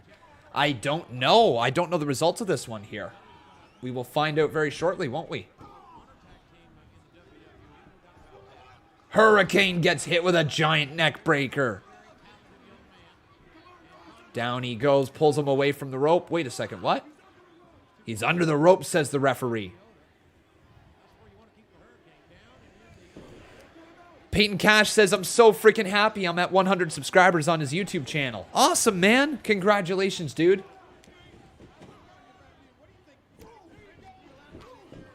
Rosey was superhero in training, a.k.a. shit. That's too funny. That's really funny. Superhero in training. Oh, power slam. Kick out by Hurricane.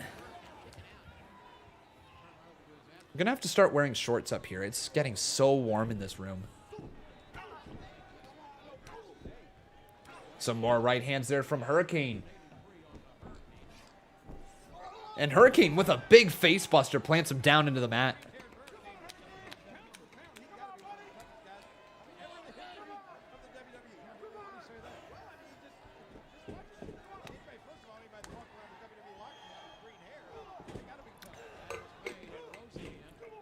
Rosey, the superhero in training, going to work.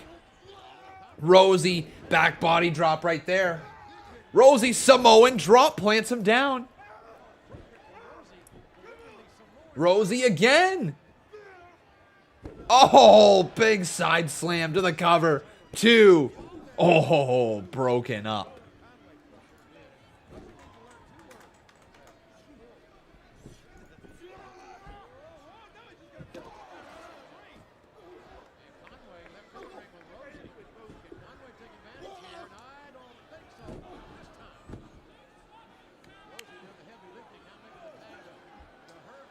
All right. So he was in 3-minute warning. He teamed with the Hurricane, and then he left. So he really wasn't around in WWE all that long. 2, it's going to be over. Hurricane picks up the win right there, but that's just the first match. This is a tag team turmoil, so it's not done yet.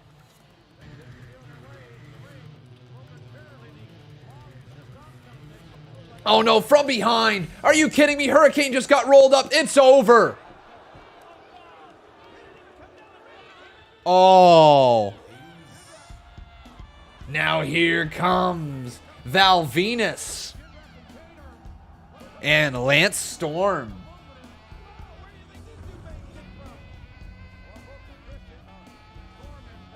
Freaking Val Venis, man. Remember though, if you guys are enjoying the show, make sure you leave a like on this video. Also making sure you are subscribed to the channel. Would love to see your name pop up there on the top left-hand side of the screen.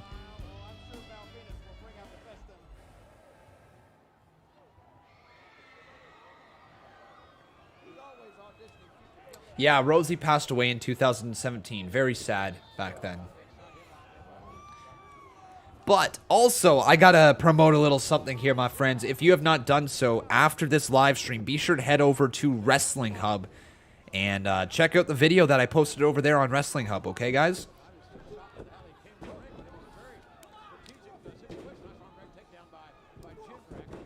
If you have not done so, you need to now.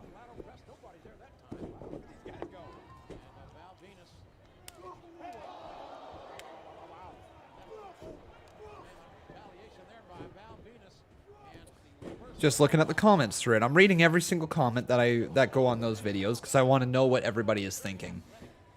Yeah, I love making those reviews, though. They're pretty cool. Lance, up in the ring. Springboard, in he comes. And Lance Storm going to go to work here. Oh, deep arm drag. What do y'all think is the biggest wrestling news clickbait channel? Oh, I personally can't get into that too far, but I've made my kind of opinion known on that one a few times.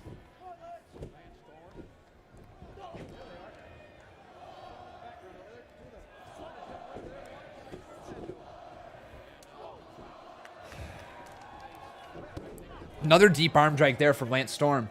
And this thing is well underway.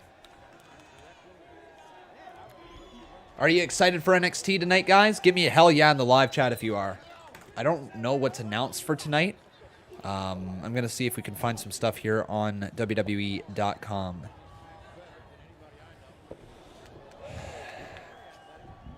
So Bronson Reed versus Johnny Gargano tonight for the NXT North American Championship has been announced. Yes, that has. Maybe something with Kushida, something with Leon Ruff. Looks like Zoe Stark and Toni Storm are going to face off against each other. Frankie Monet is going to make her official debut, I believe. Right? Or she... No, that's next week. That's next week, not this week.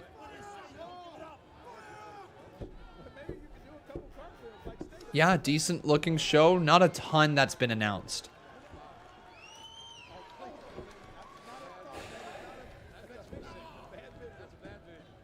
Big Tiger says, does anyone know what's up with Keith Lee? Like, seriously, he hasn't been active on social media for a couple of days. Starting to get legitimately concerned for him.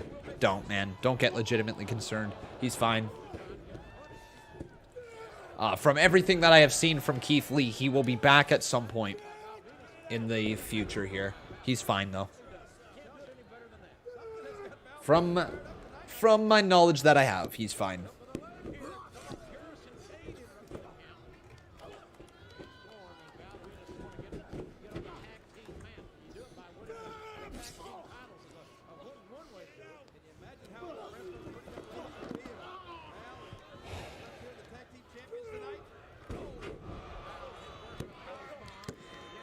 Oh, kick out right there. MVP just released a tweet over on Twitter, guys, saying, I think zombies in wrestling are stupid. Also, ... Undertaker is the best. Freaking MVP, dude. He's so funny.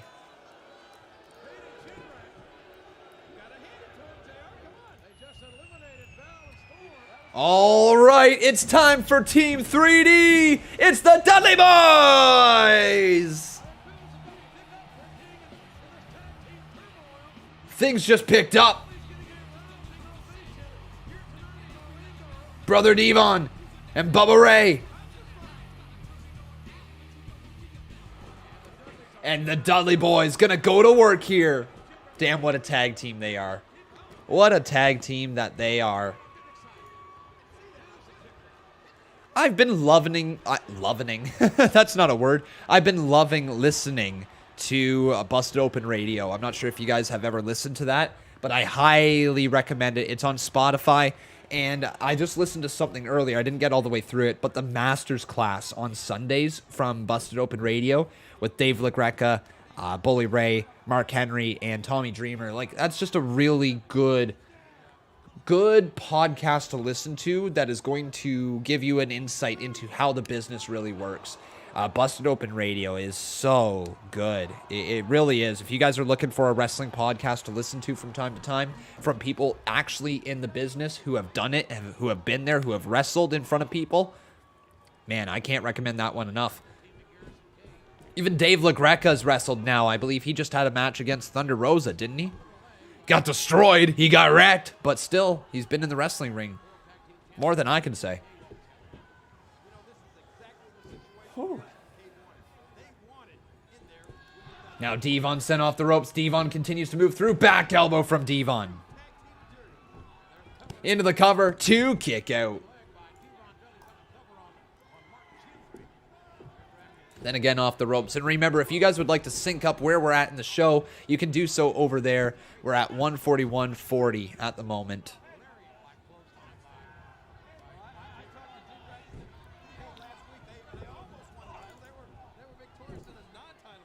Oh, I'm yawning a lot. Sorry, everybody.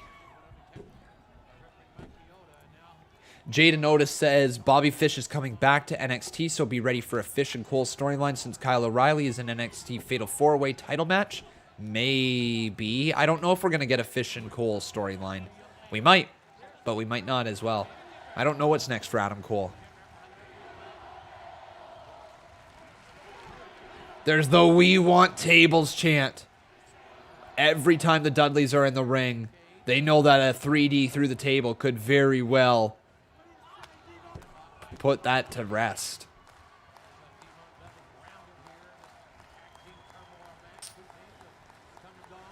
So, definitely learning a lot here. Hasn't been a bad show. But this is also it's oddly enough, I was into the Battle of the Sexes the most. Shawn Michaels versus Batista was also pretty solid. Actually, no, what am I saying, guys? Rob Van Dam versus Randy Orton was solid. Chris Jericho and Christian versus Lita and Trish Stratus in the Battle of the Sexes was solid. Shawn Michaels versus Batista was solid. Yeah, you know what? What am I saying? It's been a solid show.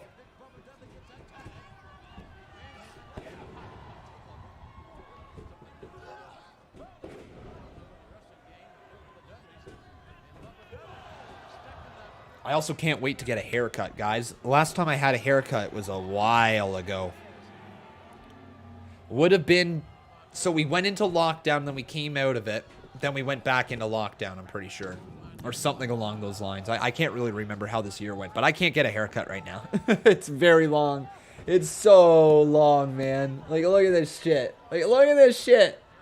How long is that? Ah!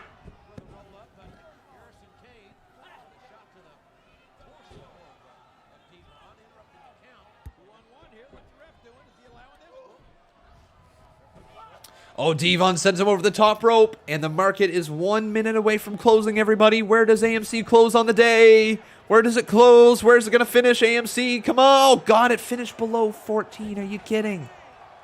It dropped 3D, 2, it's over. Oh, and then they attack him from behind. But are you kidding me, AMC? Oh, did it? It reached 14. We're going to close at 14. Come on, baby. Close at 14, baby.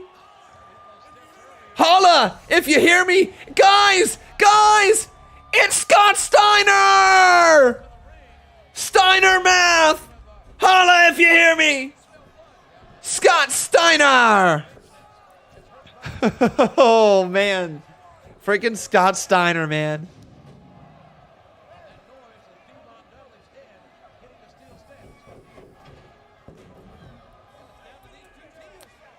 And the Dudleys are in trouble. So this is Scott Steiner and Test tagging together. Oh. Nice shot right there. Now Scott Steiner back after Bubba and plants him down into the mat.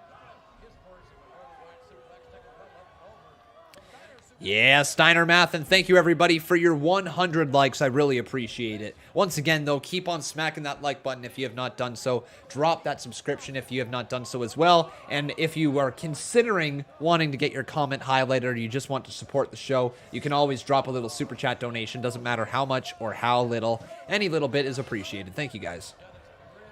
Big shout out to STW Jack, Lux7, and especially Razor Dragon here tonight for your guys' donations. Seriously, thank you. I shouldn't say especially because every single dollar is truly appreciated. So thank you legitimately to STW Jack, Lux7, and Razor Dragon for your support here tonight, guys. Thank you.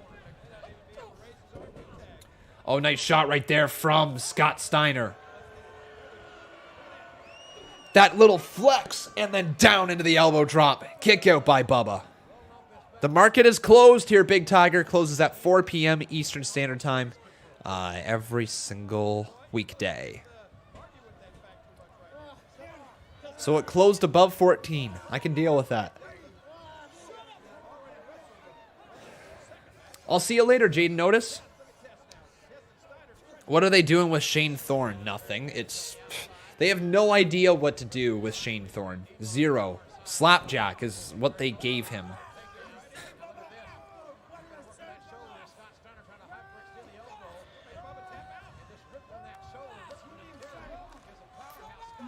Scott Steiner trying to rip the shoulder of Bubba right out of its socket. Steiner just screaming at everybody to shut up, essentially. Scott, man, doesn't let go of that hold and then makes the tag to Test, who comes in and continues to beat up Bubba. Gonna try to choke him out now.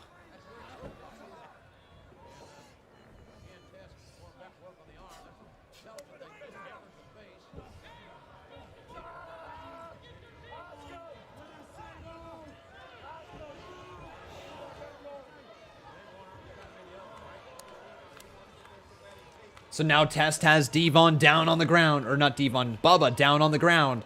And Bubba's got to get back up to his feet.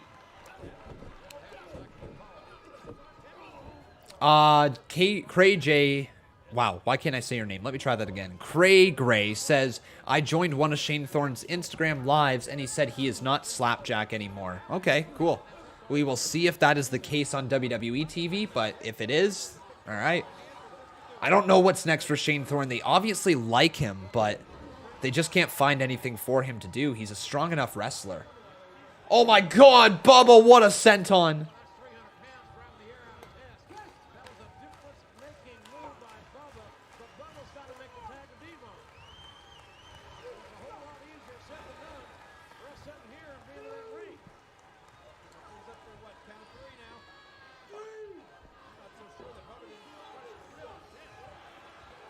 They need to find something for Mia. Yeah, it's a damn shame. I think Mia Yim could be a future women's champion. And I mean that when I say it. I think she is very good at what she does. She maybe isn't the best in-ring wrestler, but she can make you believe in her match, and that's all that matters.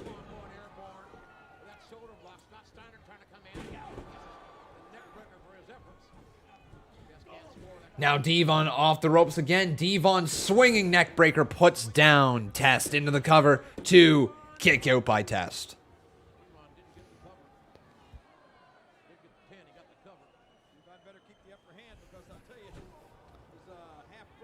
Steiner lifts him up in a suplex. Down goes Devon. And Test again with another side slam. Devon in a lot of trouble. 2, kick out by Devon still.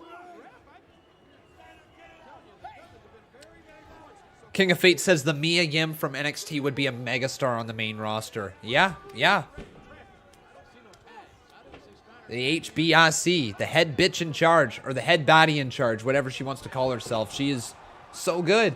Oh, there's a big boot to Steiner. 2, kick out by Test. Kick out by Test. But Test now drives his knee into the midsection of Devon. Devon in a lot of trouble, looking for the pump handle slam, can't land it. Devon, right hand, misses that one. Test has him up. Oh no! Full Nelson slam, feet on the ropes, 2. It's, oh, kick out by Devon.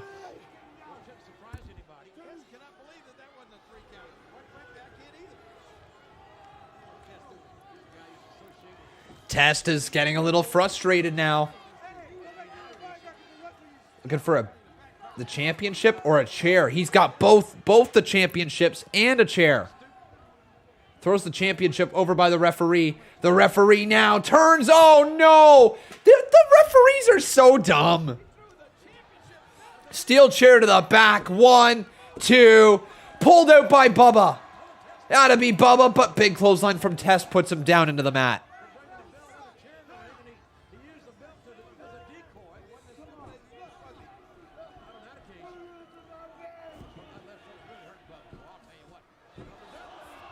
Oh, Bubba Bomb! That's gotta do it. That's gotta do it to the cover. 2, Test cannot kick out. And Bubba Ray and Brother Devon pick up the victory there, but there's one more team to come.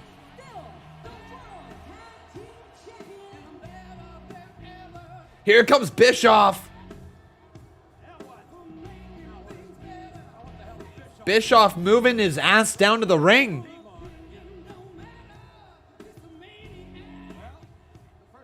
What did you guys think about Bischoff as the GM of Monday Night Raw? He certainly had a presence, didn't he? Gave it a different feel.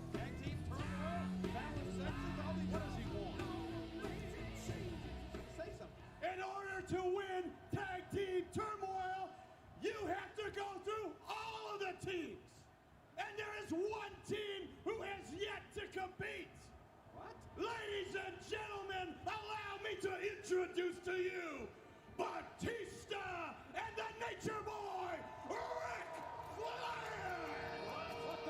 Evolution again. Yeah. Here comes Batista and Ric Flair. They're going after the Dudleys who have just been through hell. They gotta try to beat Evolution. Here comes Batista and Ric Flair, and the Dudleys are fighting back, but Ric Flair and Batista know that they've got two broken down men. They know they got two broken champions, and it's just a matter of time. It's just a matter of time before we get new tag team champions. Ric Flair with a chop block to the knee. Ric Flair kicks Bubba, and down he goes. Rick looking to lock it in, trying to work on the knee here. Work on the knee of Bubba. Oh my God. Ric Flair continues to work on him. Batista has him up. Batista bomb. 1, 2, 3. You're kidding. New tag team champions. Evolution. Dave Batista and Ric Flair are your champions. Let it out, everybody. 2 claps and a Ric Flair for our nature boy over there. Woo!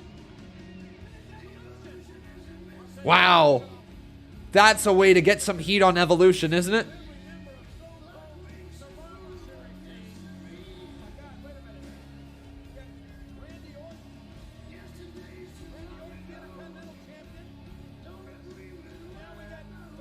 Batista left up. Ric Flair turned his back on Batista. Batista stuck his fist out. Ric Flair turned his back on him. He just didn't see him. He left him hanging. But wow, Batista and Ric Flair, the new tag team champions.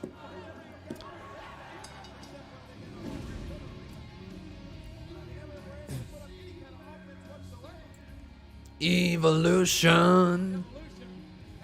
Evolution.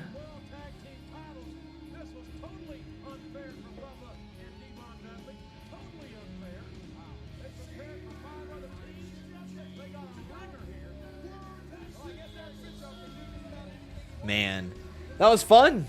That was really fun. On to Molly Holly versus Ivory, and then Goldberg versus Kane versus Triple H.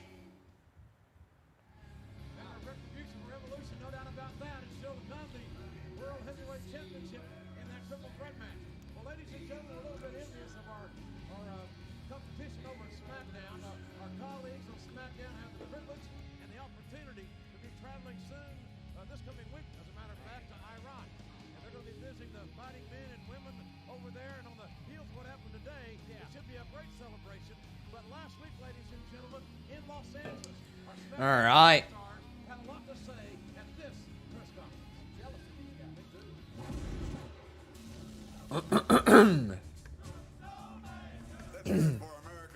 Sorry guys, I gotta clear my throat a little bit. Okay, just give me a second.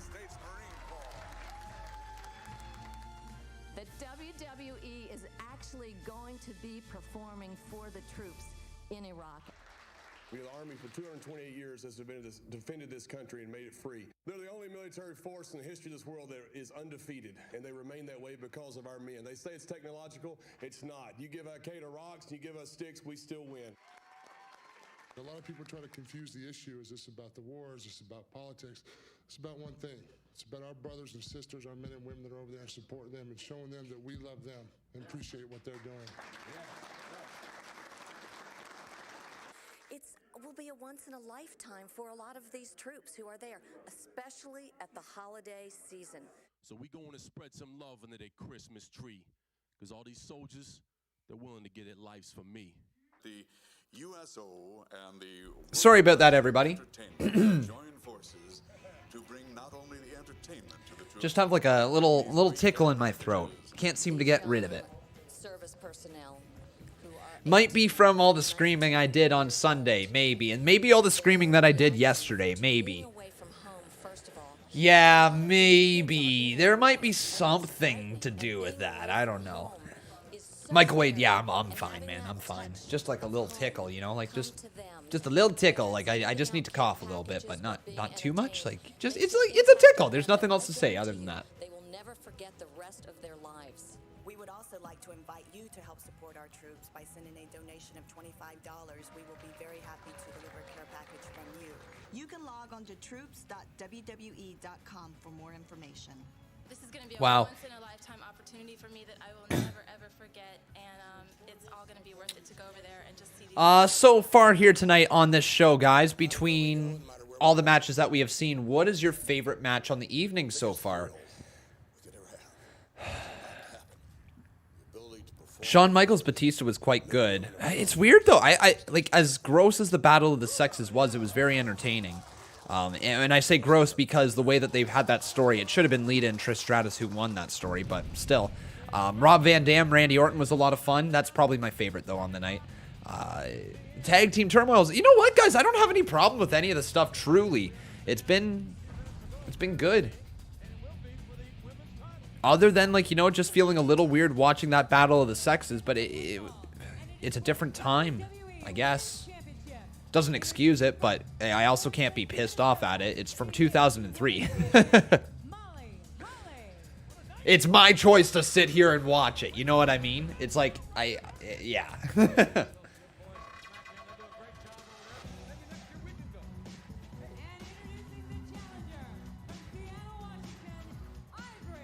And here's Ivory. So Ivory gonna make her way down to the ring against Molly Holly. Big Tiger says Ivory was 42 here. Really? Ivory was 42 here? What? She's 42 there? Does not look like 42.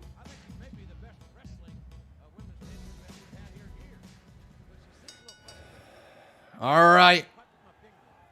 So Molly Holly versus Ivory. Here we go. And you can also vote right here in the live chat for which show are we going to be watching next week. Do either vote Blood 97. No spaces, okay, guys? No spaces in anything right here other than after the vote. So exclamation point vote Blood 97. Exclamation point vote space Armageddon 05. Exclamation point vote Blood 04. Or exclamation point vote King 98. What would you guys like to see next week? You can vote right here in the live chat. It really looks like King of the Ring 98 is going to win. Crossbody there from Ivory. Can't take out Molly Holly.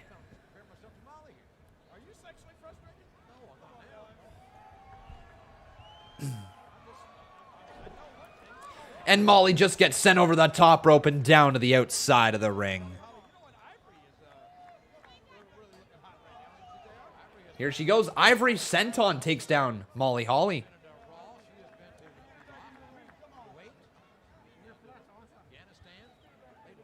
All right, we got ourselves about 33 minutes remaining in the show here today. All right, everybody, about 33 minutes remaining in the show. Then I got to run some errands really quickly. We need some stuff for the house after this. Then I got to get back, make the event for tonight, and go live with NXT. So we'll be live tonight at 8 p.m. Eastern Standard Time. I'm actually starting to run out of time being live here. I think I've got enough time to run out, do those errands, and get back in time. I think I do. Got to eat in there somewhere as well. Good God, life is busy. Don't you wish sometimes you could just snap and be full? Because, like, sometimes eating is just the most inconvenient thing in the world. The reason I was, like, 15, 20 minutes late to the stream today was because I had to eat. I had to eat something.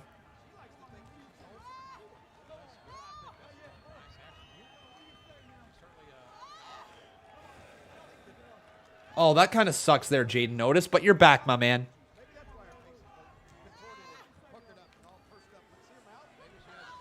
Ooh, Molly Holly continues to work Ivory, driving her knee right there into the middle of her back.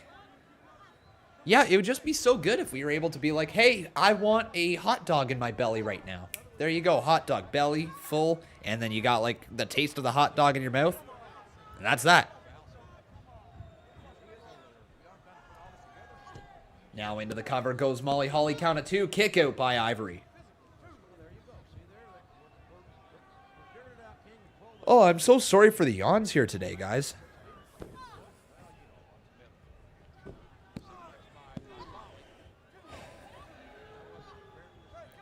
kind of weird, though.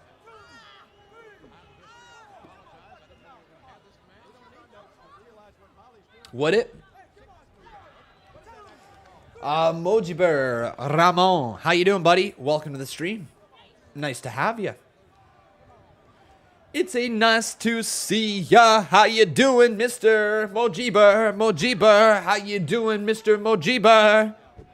Oh, Molly Holly, back handspring elbow there into the corner, takes down Ivory.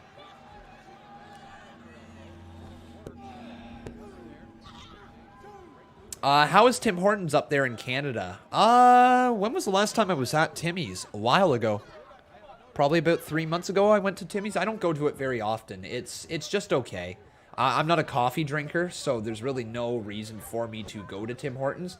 I usually only go to Timmy's when I need something on a drive, and even then, I found myself doing McDonald's breakfast more than Timmy's lately. Timmy's, they changed their eggs. Their eggs are different now. They're not as good as they used to be. They say it's a real freshly cracked Canadian egg. But it's kind of runny. It's kind of slimy. It's kind of weird now. Their other eggs were good. Oh, Molly Holly wins. There you go. Oh, dude, Cowboy, enjoy, man. Enjoy.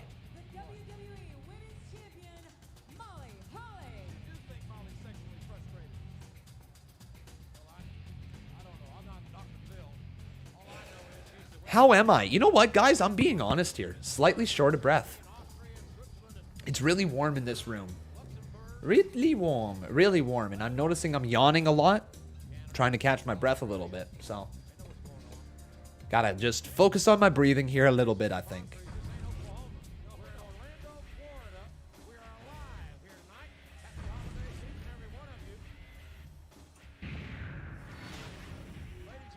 But up next, guys, is our main event. Goldberg, Triple H, and Kane. Triple threat for the World Heavyweight Championship.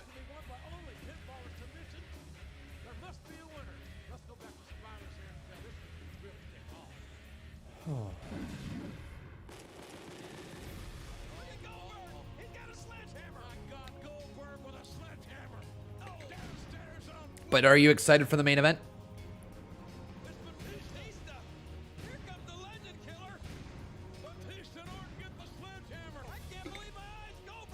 I didn't know that Goldberg took out Batista and Randy Orton in the past. I had no idea. And then that jackhammer to Triple H. 1, 2, 3. Goldberg became the World Heavyweight Champion. Is this when he came into WWE, or when did Goldberg come in?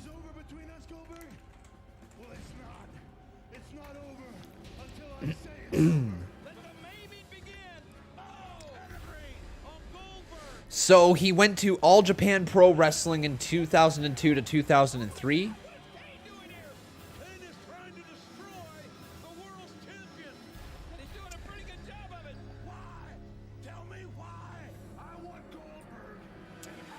And then Goldberg, after All Japan Pro Wrestling, because he was so successful over there, WWF ended up beginning contract negotiations with him. After leaving Japan, Goldberg signed a one-year contract with World Wrestling Entertainment in March of 2003. He debuted on the March 31st edition of Raw, the night after WrestleMania, and started a feud with The Rock by performing a spear on him. Their rivalry intensified when The Rock held a segment entitled The Rock Concert, where he taunted Goldberg along with Gilberg, but Goldberg defeated The Rock in his debut match at Backlash on April 27th. Okay. Following 3 spears and a jackhammer. Goldberg went undefeated over the subsequent half year, defeating 3-minute warning in his first match on Raw on May 5th. Goldberg defeated Christian the following week in a steel cage match. Goldberg began his next feud with Chris Jericho, culminating in a match between the two at Bad Blood on June 15th, which Goldberg won. And then Goldberg entered a rivalry with Triple H, challenging him for the World Heavyweight Championship at SummerSlam. In the second Elimination Chamber match in WWE, after eliminating Randy Orton, Shawn Michaels, and Chris Jericho, he was pinned by Triple H. He was pinned by Triple H after Ric Flair threw a sledgehammer inside the chamber, and Triple H hit Goldberg with it, meaning Triple H retained the title. Goldberg continued his feud with Triple H and defeated him for the World Heavyweight Championship at Unforgiven on September 21st after agreeing to put his career on the line. Interesting, I didn't know that. The next night on Raw, Goldberg successfully retained his title against Chris Jericho. Following week on Raw, Triple H issued a $100,000 bounty to anybody who could take Goldberg out. Steven Richards, Mark Henry, La Resistance, and Tommy Dreamer all attempted to collect the bounty, but they were all unsuccessful. On October 20th edition of Raw, Batista collected the bounty after he interfered in Goldberg's title defense.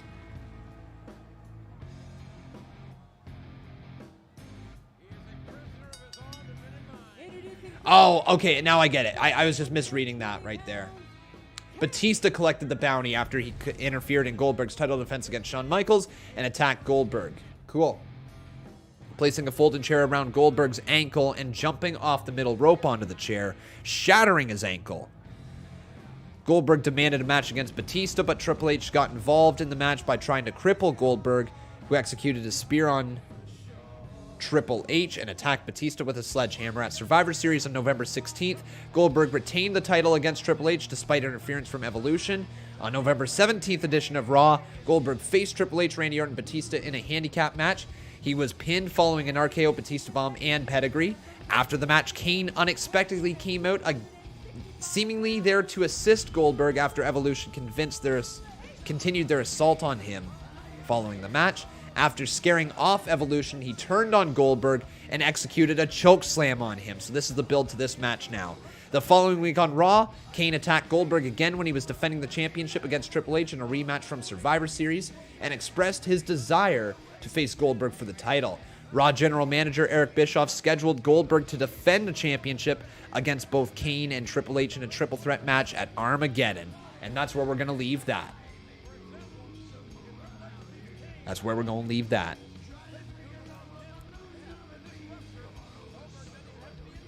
Thank you there, Mojibar. Appreciate it. Mojibar? Is it Mojibar? Mojibar? Mojibar? Mojibar? I don't know. I hope I'm not mispronouncing your name, but I probably am.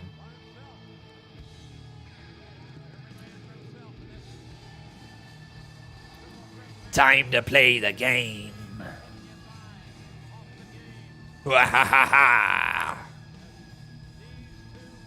What's your guys' favorite version of Triple H's theme song? Time to play the game or bow down to the king?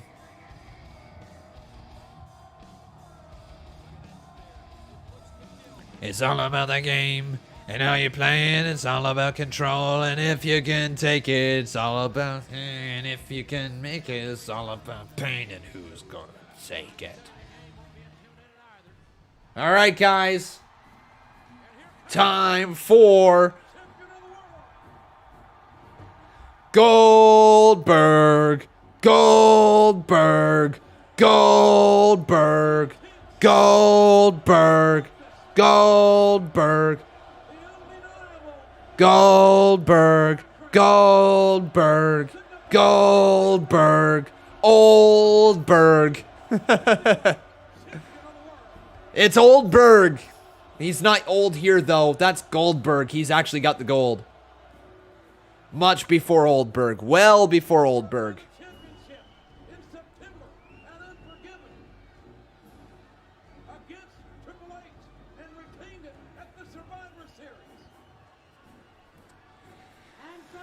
And here he comes.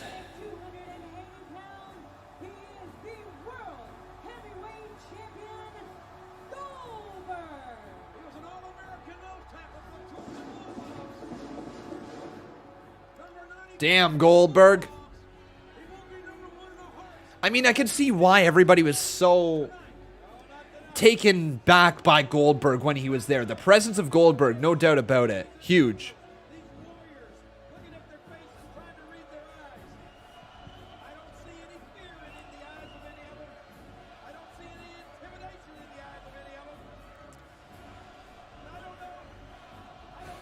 All right, World Heavyweight Championship on the line in this main event. Where do you watch main event? I'm confused. On the WWE Network, correct?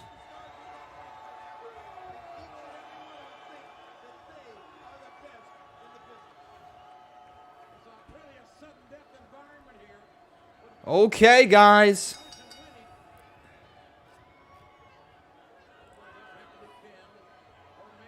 Let's do it. I don't know who wins. Legitimately don't. Again, I've never seen this event in its entirety, or I don't think I've even seen anything from this event before today, so this has been pretty cool for me. Really love watching these older events. We're going to go back even further next week. We're going to go to King of the Ring 1998.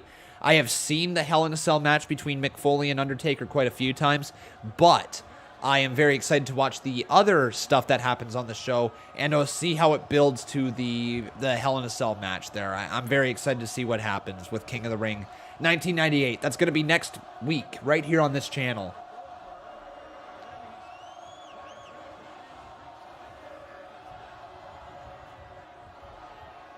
Did Triple H just spit at Goldberg?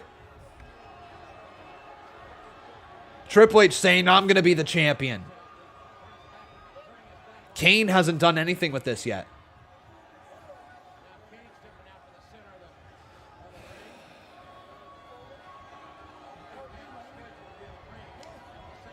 Goldberg and Kane staring at each other now.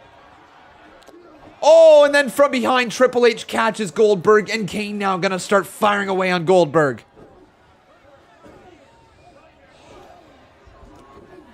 And Triple H gonna beat down Goldberg in the corner, and it looks like now we got a mutual understanding between Triple H and Kane as they realize they gotta team up against Goldberg. Otherwise, it's not going to be good for them.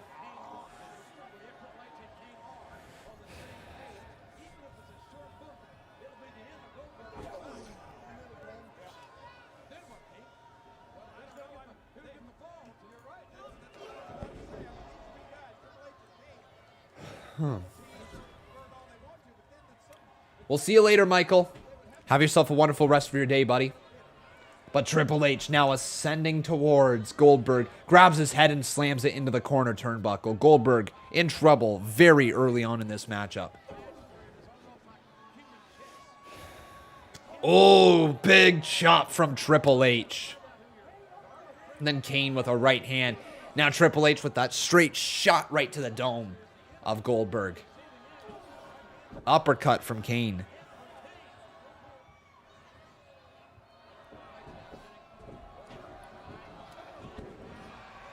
Oh, double clothesline, but then Kane takes down Goldberg. Hey, David Pelvato, how you doing, buddy? Welcome to the stream. Welcome. Oh, and then Goldberg's running shoulder tackle knocks down Kane.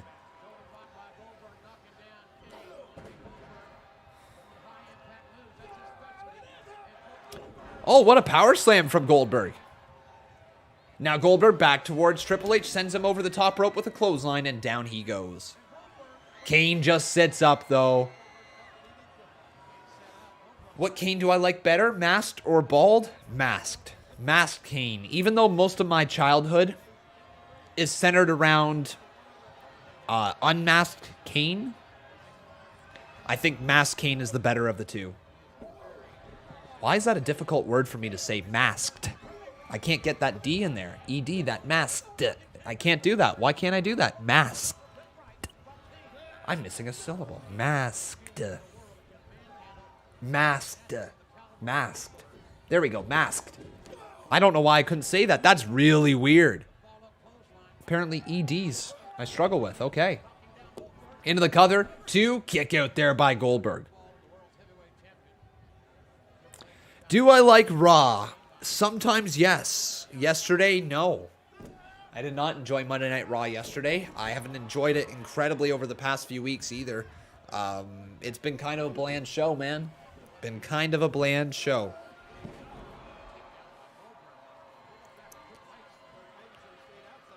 Which mask do you like better, current or back then? Back then. The back then mask is just so iconic. The current mask is just kind of... It is what it is.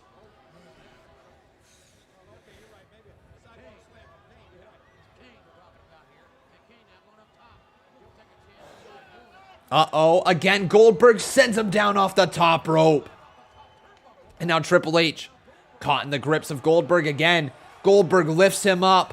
Goldberg power slam to Triple H.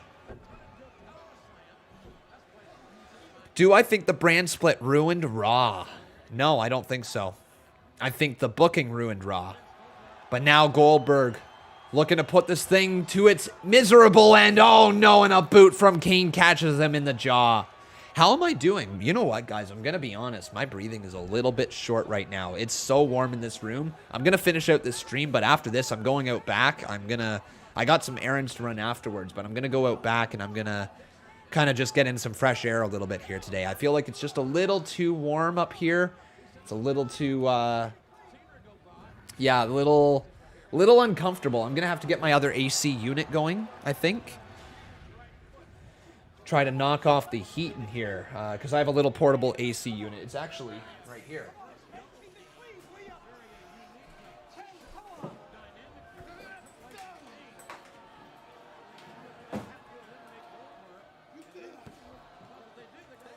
Yeah, I have this little tiny AC unit fan, and it just takes the edge off, so I'm going to have to get that going at some point, I think.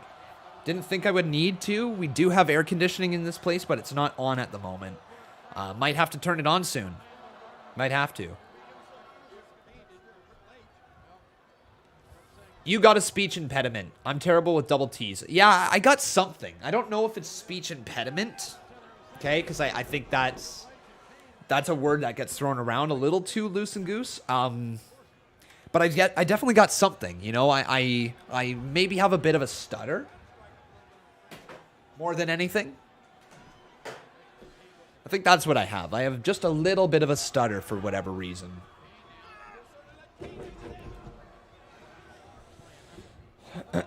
Into the cover. 2. Kane drags Triple H off of him.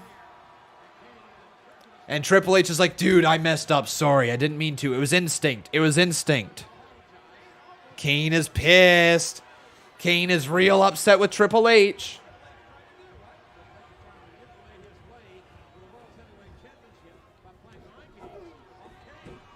Oh, and Kane goes right back after Goldberg. My favorite Kane attire. Oh, Kane with a clothesline sends Triple H over the top rope and down to the outside.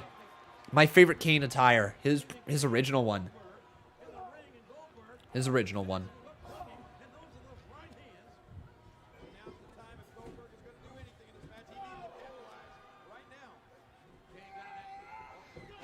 Oh. Another shot right there as Goldberg gets hung up over those top ropes. And now Kane with that choke slam. He's going to look to deliver it on Goldberg. Look to become the World Heavyweight Champion. Can he do it?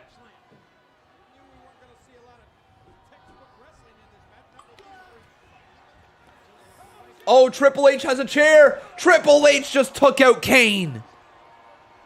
Triple threat rules. There's no disqualifications. Doesn't matter. Goldberg just boots down Triple H. Goldberg has him up. Another scoop slam plants down Triple H. And Goldberg grabs a hold of that chair. What's he going to look to do?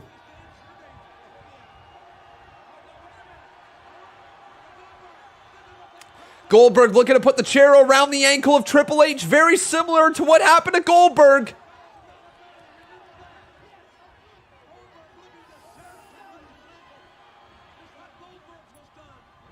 Oh, Kane with an uppercut, though, stops him in his track. And then Goldberg gets sent to the outside of the ring. Shadow Redeemer says, remember when Kane's chokeslams used to be called Goozleys? Goozless? I don't know. I've never heard that before. Goozless?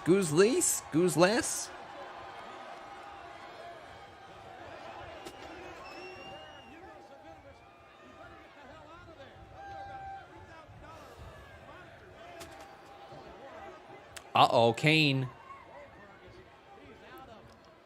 Kane now. Looking for a choke slam.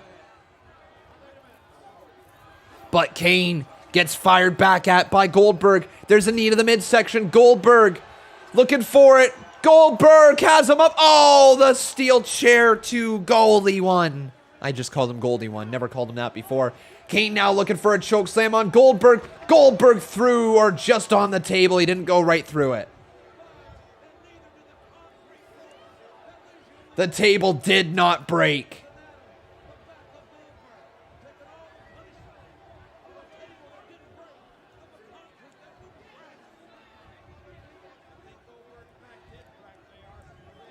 Kane and Triple H still working together.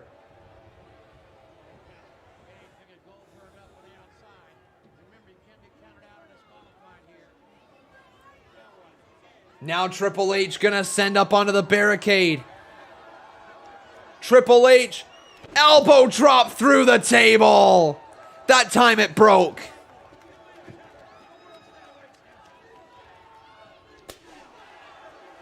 Wow, trips, man.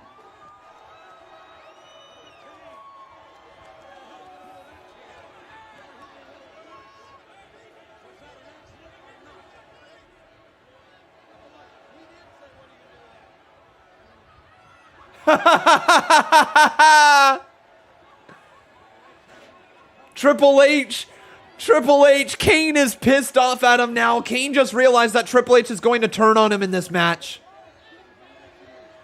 Won't happen again, he says. Triple H says, it's for you, man. 1, 2, 3. It's going to be you that wins.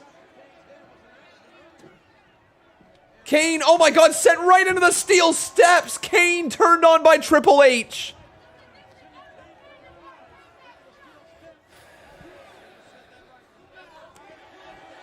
Triple H looking for the pedigree. Trips. Oh, Kane counters that one. Back body drop, and Triple H lands on the outside. Padding.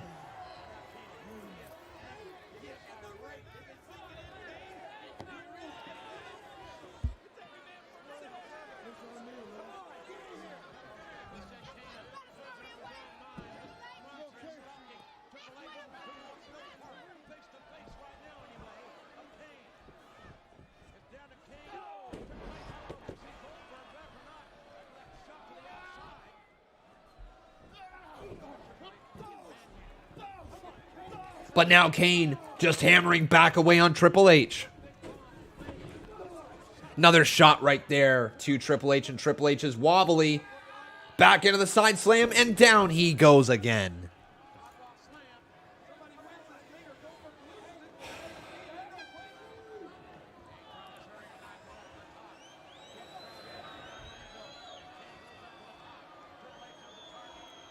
Now Triple H looking onwards as Kane hits a gigantic clothesline. Yeah, guys, I'm okay. Like I said, it's just really warm in this room. I need some fresh air. I'll be gone in about less than 10 minutes, so I'm okay.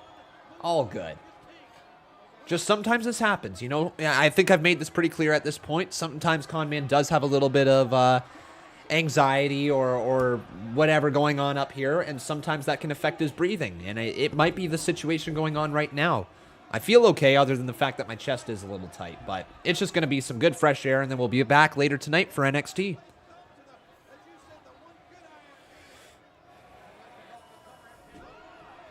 Uh-oh, Kane just sat up.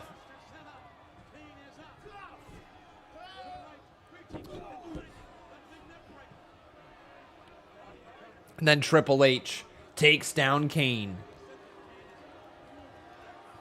But Kane sits right back up again. Another right hand from Triple H. No, oh my God, Kane just knocked his ass out. Another clothesline over the top rope, and Triple H hits hard. Gavin Magnus, I believe that Monday Night Raw is the worst show out of the two, of SmackDown and Raw. Uppercut, down goes Trips again. And Kane is now focusing on Triple H as Goldberg has been taken out in this match already. Remember though, make sure you guys leave a like on this video if you have not done so. Kane choke slam to Triple H right on the steel ramp.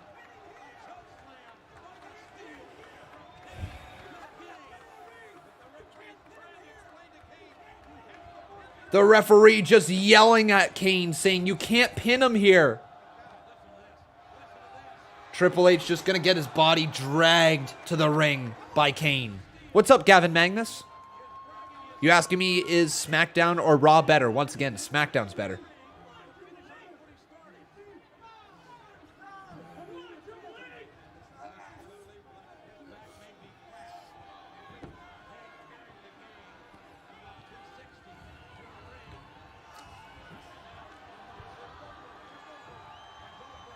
But now Kane.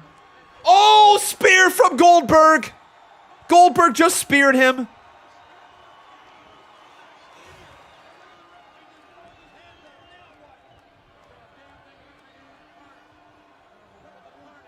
Yo, this has been an all right match. Yeah, been an all right match. I'm very excited for NXT though tonight. Count of 2. Broken up there by Triple H as he saves this matchup.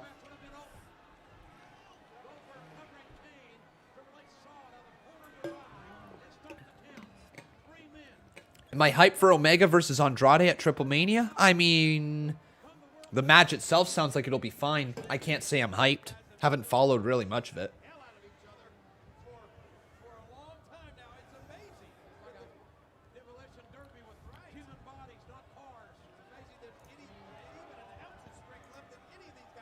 I'm really actually quite excited for Hell in a Cell when it does happen.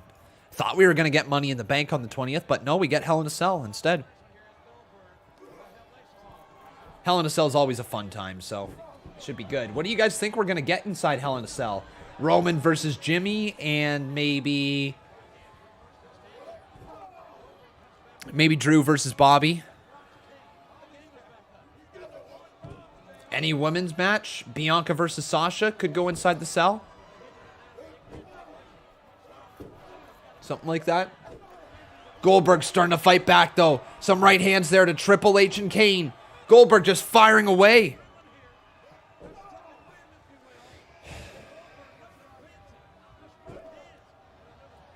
Lashley versus McIntyre. Ripley versus Charlotte. Seth versus Cesaro. Okay. They might do that, yeah. They might do Cesaro inside Hell in a Cell. Dude, you might be right.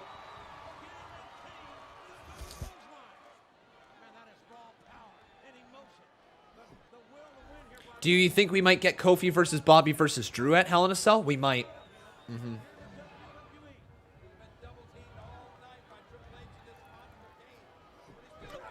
Oh.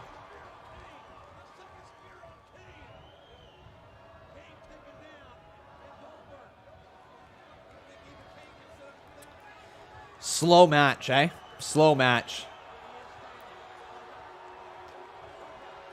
Goldberg, another spear to Triple H. But hang on, Randy Orton, Ric Flair are here. Randy Orton and Ric Flair are here. This has got to be where Triple H wins the title, right? Has to be. Oh, spear again to Triple H. 1, 2, Kane breaks it up just in the nick of time. Where is Batista?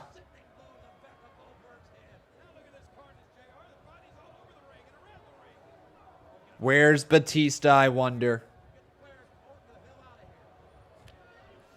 Goldberg, Irish Rip reversal, sends Kane off the ropes, has him in a choke slam. What is this? Just choking him out.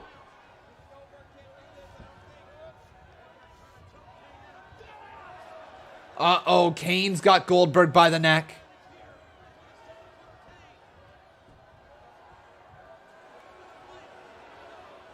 Uh-oh.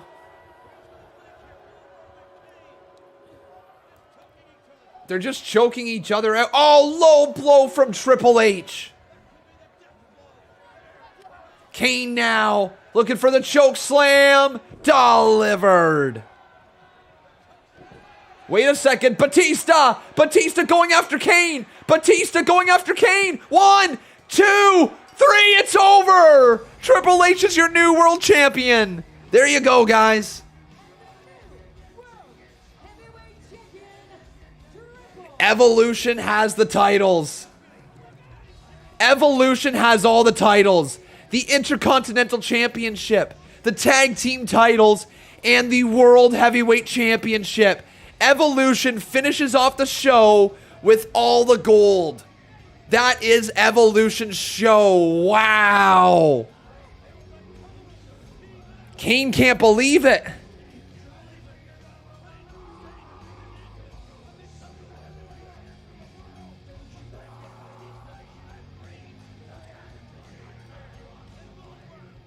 Well, there we have it, everybody. That's the night of Evolution. You're damn right there, Razor Dragon.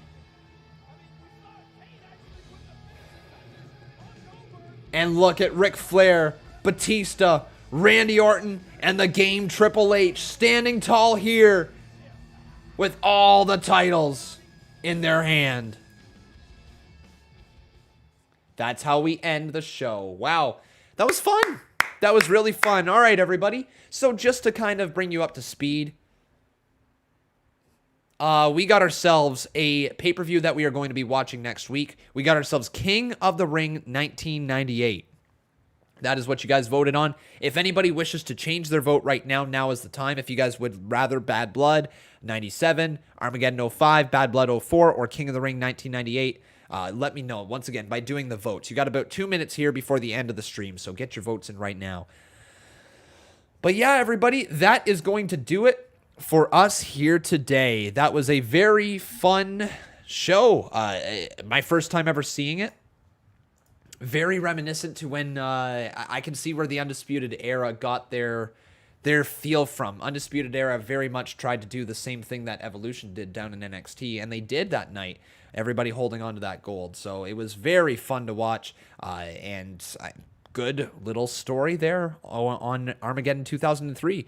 But yeah, overall, guys, I think that Rob Van Dam, Randy Orton was a lot of fun. I think Jericho Christian versus Lita Trish Stratus had the wrong ending. If I could go back to 2003 and change that, I would. Shawn Michaels Batista was a lot of fun. The tag team Turmoil match was also a lot of fun. Molly Holly versus Ivory, it was what it was. And then Goldberg versus Kane versus Triple H, a little bit slower of a match. It kind of had the pace that I was expecting. It's a Triple H, Kane, and Goldberg match. You don't expect a lot of fast-paced stuff with that. But yeah, overall, a fun show. Truly a fun show. But that is going to do it for us here today, everybody. Thank you very much for watching. I hope you guys did enjoy. Make sure you leave a like on your way out. Also, making sure you are subscribed to the channel, okay, guys? But that is going to do it for me here today. Thank you very much for watching. We'll be back here later with NXT. But until then, I've been Con. Did I say that's going to do it for today? I totally did. No, that's going to do it for now. We'll be back later today with NXT. But until then, everybody, have yourself a wonderful rest of your day. I've been Con, and that was Armageddon 2003.